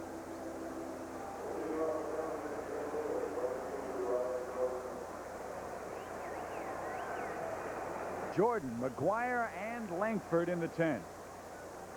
Jordan is 3 for 5 today. Doubled and scored in the first, singled in the third and sixth. And the Cubs got a break when he bounced into a check swing rollout in the 8th inning. That was against Matt Karchner. But then McGuire unloaded for number 48. And Jordan tried to hit number 20 just there, and he missed it. Cardinals 7-6 in bonus panels. Both of these teams one game over 500. The Cubs 9-8 in extra innings.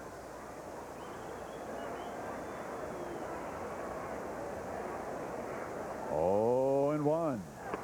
0 and 2.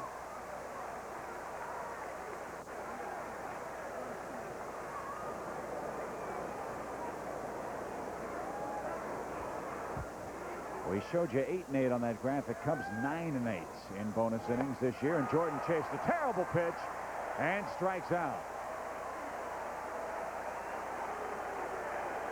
Now Scott Service will have a little talk with Terry Mulholland about how they want to work Mark McGuire.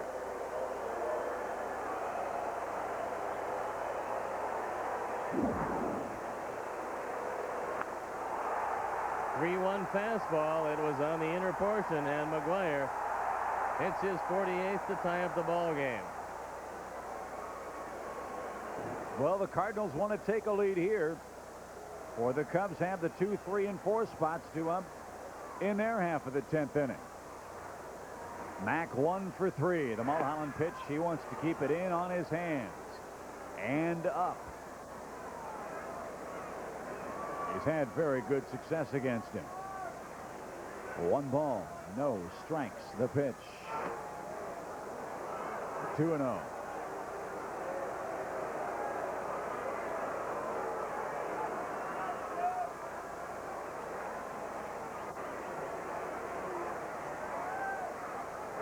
Swung on, belted into center field. Johnson back at the track, at the wall. McGuire has number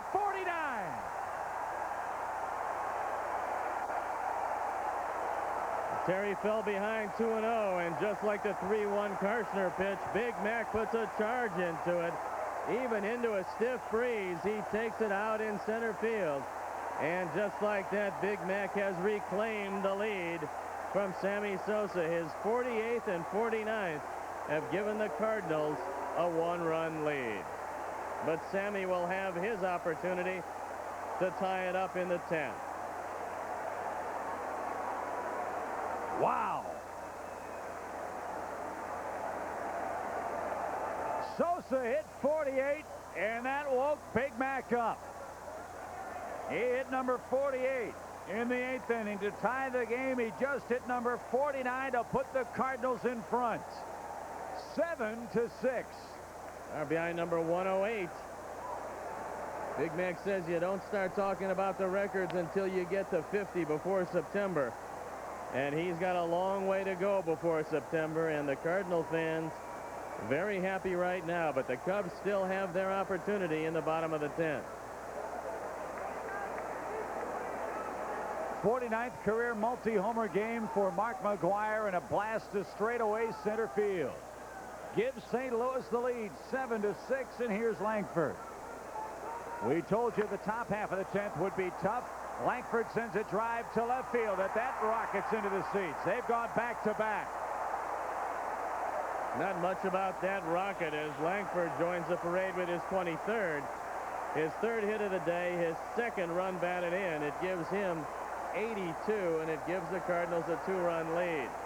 So the Cardinals, one of the few teams in this league that can match the Cubs in power,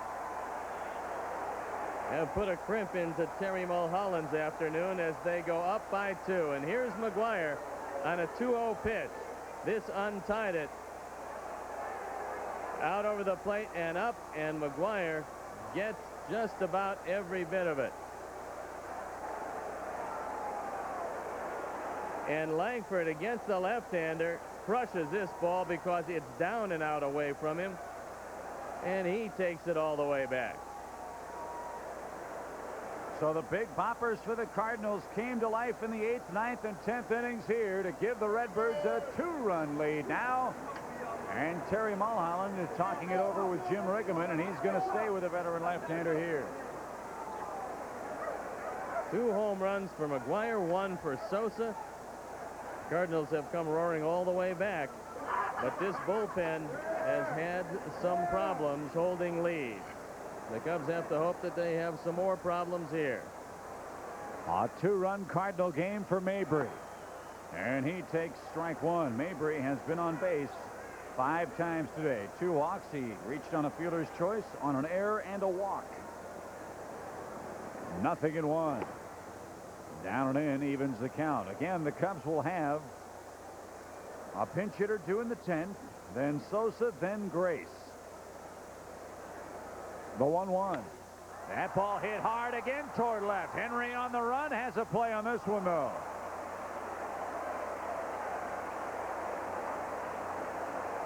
And there are 2 men out.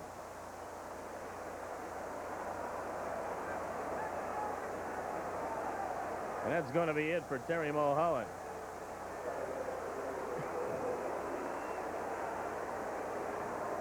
So Beck will now come on and face Tatis. I won't be Beck at all. It'll be Wenger. So Terry Mulholland gives up the home runs to McGwire and Langford.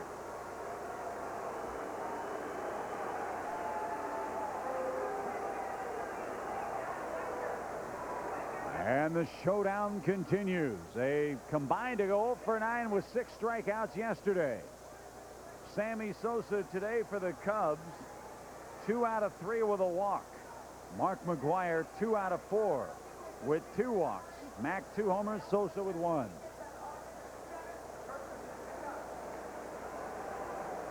Don Wingert comes into this at 1-2. The ERA 5.21, on for the 21st time. He's had 4 starts as a Cub. He'll get another one against Houston in the first game of that series on Saturday. But working out of the pen today, he'll face Fernando Tatis with 2 outs here in the 10th. And there you look at the overall numbers for Wingert. Well, this, quite frankly, if the Cubs don't win it, a game that they let get out of the bag.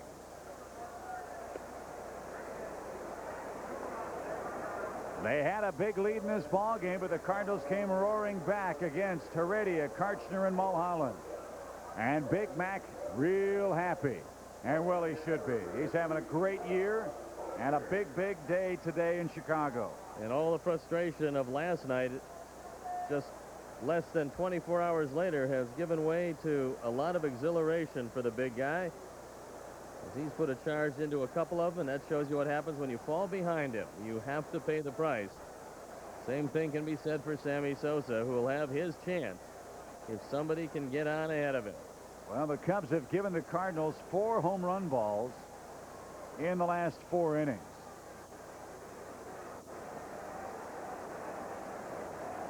Here's Tatis. He swings and misses. 0-1.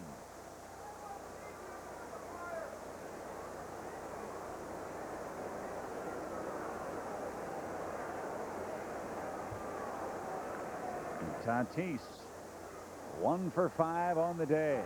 He sends a rocket into left center field. Henry can't cut it off in time. Tatis motors into second with a stand-up double. It's almost a miracle that the Cubs are really in this game because they've been out hit 18-7. But in it they are. And they'll have a much better shot if Wenger can retire Marrero.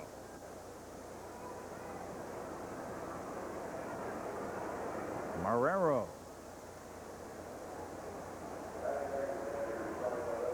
He had a base hit back in the 4th. He's stolen a couple bases and has scored a run. And the scorecard is a proverbial mess. We're in the top of the 10th. We told you it would be a tough half inning for the Cubs to get through, and it's proven to be just that way. A ground ball to the shortstop. Plowser throws out Marrero, and that retires the side. But a homer by McGuire, his second of the day, 49th of the year. Number 23 by Langford gives the Cardinals a 2-run lead as a pinch hitter, Sosa and Grace are due in the bottom half of the inning.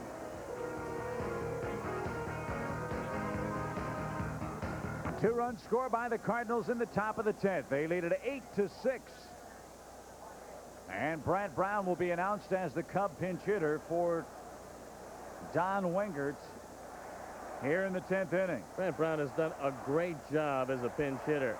5 for 12 with a couple runs batted in, hitting .297 overall.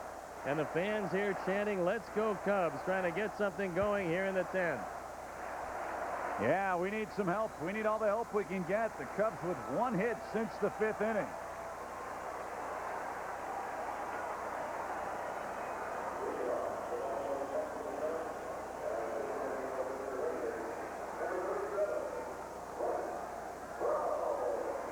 So here's Brant Brown. If you get on, then Sammy with 1 swing can tie it up. So a big at bat for Brant. And the first pitch, swing and a miss. Boy, the strikeout total for Brown really has been piling up of late. Well, Jim Riggleman's the first to say, and I concur with him, I'm not sure if that shoulder is still 100%.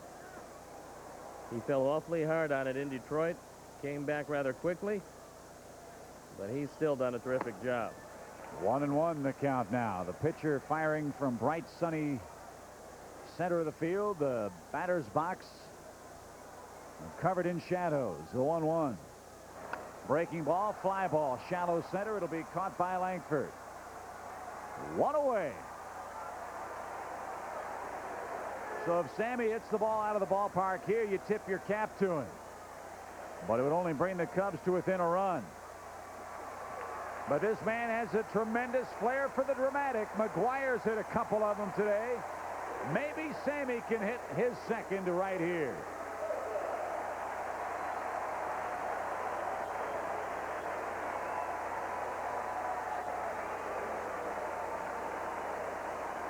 Sammy this year has faced Acevedo. He's 1 for 1 against him, 1 for 4 overall. He has yet to hit the ball out of the park, and there are the 2 premier sluggers in the major league. Down low to Sosa. The Cubs also have Mark Grace and Henry Rodriguez.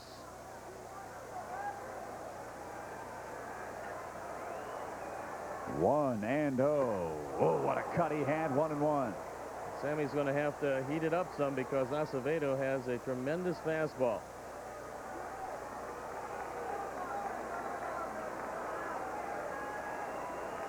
A ball and a strike. Sammy asks for time. Now he's ready to go. 1-2. Nothing fancy about Acevedo right there. He's thrown 2 fastballs right by him.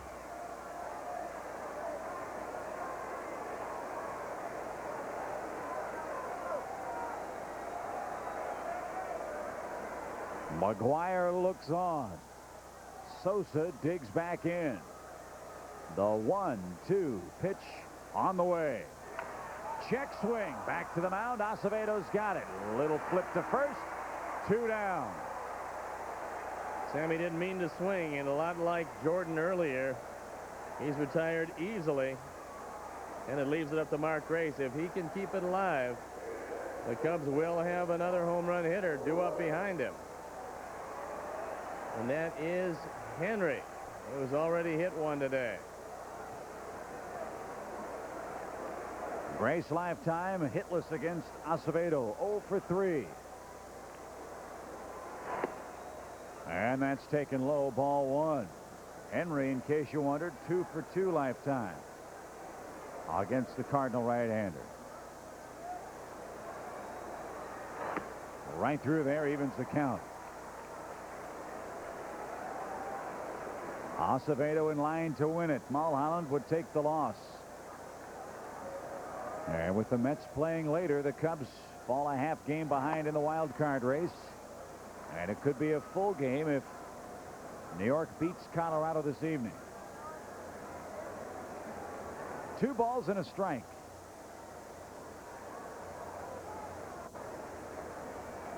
The 2-1. 2-2. So the Cubs now down to their final strike.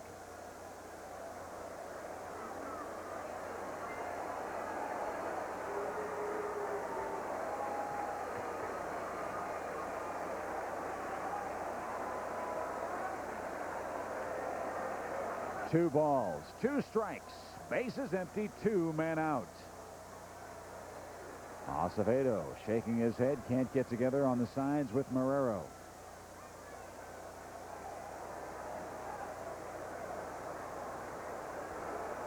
The 2-2 is out of play.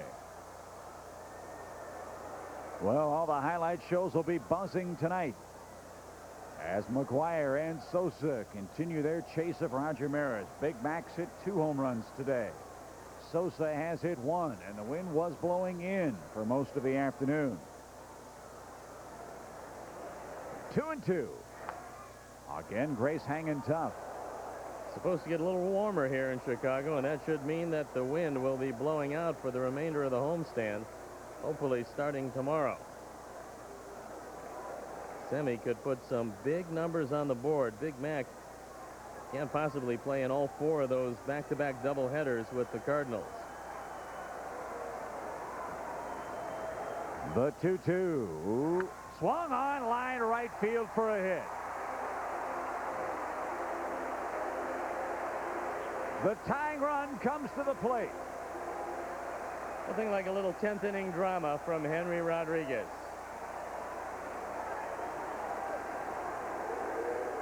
Henry hit a 2-run rocket into the seats in left back in the 4th inning. Dave Duncan's going to come out to meet with Acevedo.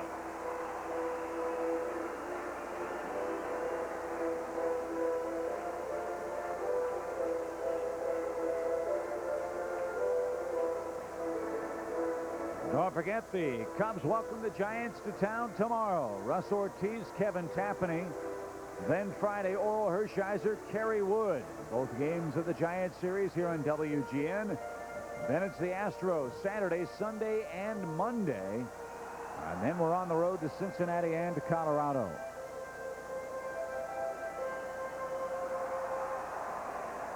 The home run ball did in Mulholland tonight.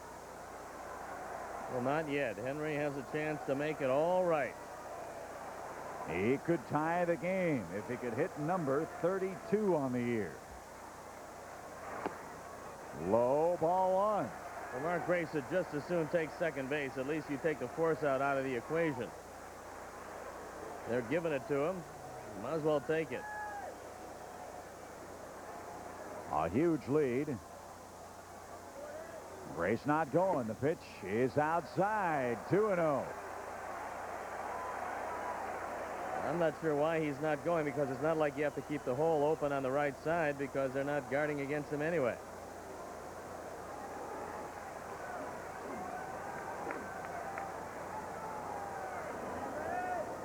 The 2-0. Strike on the outside corner. It's 2-1. Oakland beating the White Sox 5-0. That game now in the 6th. 2-1. Grace the lead. The pitch. Swung on line right field corner. That ball is fair into the corner. Grace routes second on his way to third. He's going to stop there. Second and third, 2 outs for Jose Hernandez.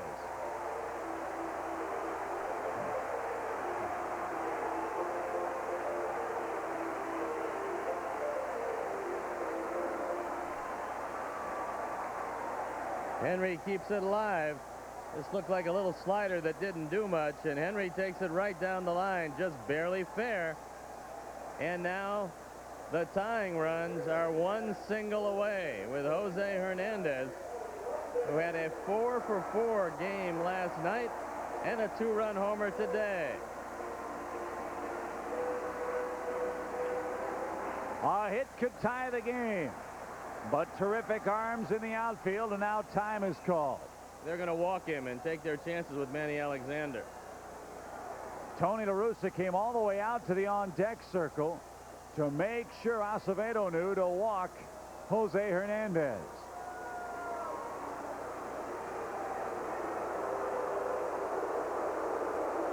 The Cubs have Gary Gaetti on the bench.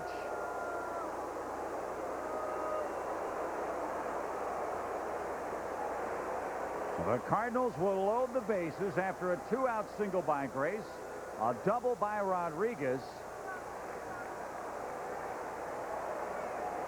and Gary Gaetti standing by, but Manny Alexander, the man, due up.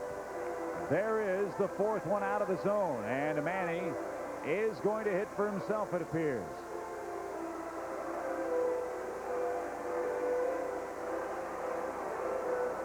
So bases loaded. Manny struck out his only time up today. That was back in the 8th. He has never faced Acevedo. I'm sorry. The Cubs trying to work some 2-out magic. This rally started with 2 out, nobody on, with a Mark Grace single, and it's turned into bases loaded and 1 base hit away. Now remember, the arms in the outfield very good, and Henry does not have great speed. Acevedo ready to go. The bases loaded. The pitch is low. Ball 1. Manny, you'll remember in Houston, bases loaded, delivered the single into right field that gave the Cubs a 2-1 lead. We're down a couple here, but a hit could tie the game. 1-0. Here it is. Way outside, nowhere near. What a huge win this would be if the Cubs could come back.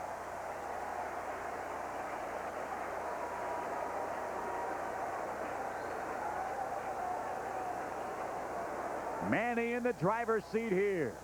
2 balls, no strikes. The set, the pitch.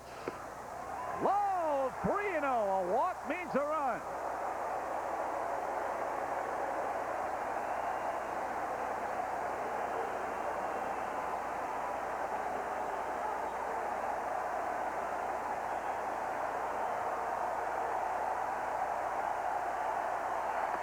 Right through there.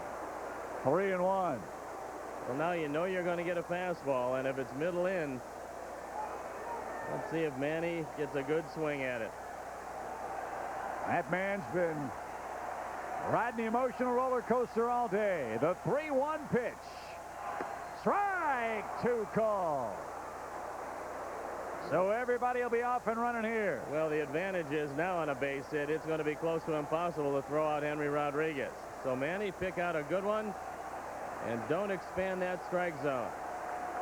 3 balls, 2 strikes. Bases loaded in the 10th. And now time call.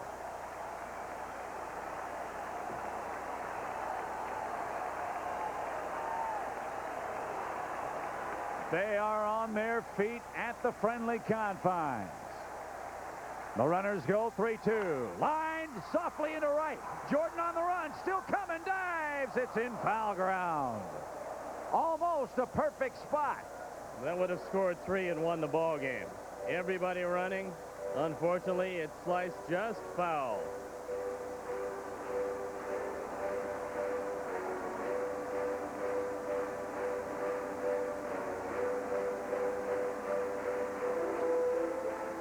So all the Cub runners return to their respective bags. 3 balls, 2 strikes again. Mano a mano here. A 2-run Cardinal game. The stretch. Here it is. Swung on, popped up on the infield. And how fitting is this? Mark McGwire's got it. And the Cardinals nail it down in 10 innings. Coming from behind to beat the Cubs 8-6 here at Wrigley Field. What a ball game. What a series. The Cubs and Cardinals split 2. The Cubs fall a half game out of the wild card lead. Well, this one particularly painful because the Cubs had the 6-2 lead. They know this is a critical homestand. You win the first game. Looks like you're going to put them away today, but unfortunately it didn't work out that way as the Cubs long ball showed up early. The Cardinals long ball showed up late. Those are the unhappy totals as the Cubs drop one in extra innings to run their record to 9-9. And the Cardinals come into enemy territory, pull out a big win for them, particularly damaging to the Cubs. And now we've got to just look to New York where the Mets will play Colorado. The Cubs at this moment 2 back in the loss column in the wild card race. And the man of the moment, Mark McGwire, who hit home runs 48 and 49 today. Sammy managed 1. He is still 1 back. But, Chip, you'd have to say this was a great series, and this was a whale of a ball game today, except for the ending. Absolutely. Mark McGwire was awesome. Sammy Sosa was awesome early. So were the Cubs' bats early. But in the 6th, 7th, 8th, 9th, and 10th innings, the Cubs' offense managed only 3 hits against the Cardinal bullpen. And the Cubs' bullpen not quite so fortunate. They gave up 4 home runs in their last 4 innings of work today. Cubs fall in come-from-behind fashion to the St. Louis Cardinals in 10 innings. Final score 8-6. Back with totals and highlights right after this. The game, it was the final home run of the day for Mark McGwire, who hit 2 of them. He now has 49 on the year. This one put the Cardinals out in front after McGwire tied the game in the 8th. What a day for Big Mac. 2 home runs, 2 RBIs. Sammy Sosa also homered, but not enough as the Cardinals come back from a big deficit and win it by a score of 8-6 in 10 innings. Steve, here's a look at our final line score from the ball game for St. Louis. 8 runs, 18 hits, 1 error. The Cubs 6 runs, 9 hits, 2 errors. Juan Acevedo picks up his 6th win in relief. Terry Mulholland takes the loss. The big story, though, the home run ball. Cardinals hit 4 of them in the last 4 innings. Sammy Sosa, Henry Rodriguez, Jose Hernandez all homered for the Cubs, and this is what happens in the wild card situation. We'll take a look at the updated standings, and the Cubs just a half back, but 2 back in the loss column. Bear in mind, now you've got to become great Cardinal rooters because they play back-to-back doubleheaders against the Mets in New York, making sure that the Mets will play 7 games in just 4 days, and that's going to strain their pitching staff. But, Chip, this Cardinal team, you're used to having them run you out of the ballpark. Now it's one of the few teams in the National League that can actually slug with the Cubs. And they've actually out-homered them this year. They showed it here today. It was a great series, split at 1-1, and the Cubs for the season are 4-5 against the Cardinals. The Cubs have won 5 of their last 8 ball games, but again fall out of the wild card lead. And what bothers you about this, too, while the Cubs are playing the division-leading Astros, the Mets would be playing the Diamondbacks at Shea Stadium in New York. That's not to say that things can work out exactly the way the Cubs would like them to, but if you look at those things on paper, you'd have to say the Mets have the big advantage playing at home against the expansion team. The one thing about schedule is the two best schedules heading home with the teams involved in the race are Houston and San Francisco. The two toughest schedules, because of the more road games than home games, are the Cubs and the Mets. And the Mets still have Atlanta to play. Atlanta playing awfully good baseball, so that's going to be a tough job for them. They also have the West Coast trip left. And it's always tough when you have to go to the West Coast, especially when you have San Diego, and the Cubs have 4 left with them. The Mets also see them, and the Dodgers. There's your final once again. We're back at it again tomorrow as the Giants come a-calling. Barry Bonds and company will invade Wrigley Field beginning at 1 o'clock as the Cubs and Giants open up a brief 2-game series. It's Russ Ortiz and Kevin Tapani will lock horns. Ortiz, as you said, Stoney, pitched very well early in the ballgame out in San Francisco before the Cubs got to him. And Kevin Tapani's gotten a lot of runs. Spotting field, and he gets one upstairs and hits it awfully high. And it goes out of the ballpark after just missing one the last time at bat, hitting it high off the wall. This time he hits it all the way out of the park, and Big Mac against Karshner ties it at 6 with this blast before winning it off Terry Mulholland. So the Cardinals come from behind, win at 8-6. They split the series. 1 game apiece. 8-6 is your final score. The Cardinals pound out 18 hits. For Steve Stone, Arnie Harrison, our entire crew, this is Chip Carey. Thanks for joining us. We'll see you tomorrow. Until then, so long, everybody.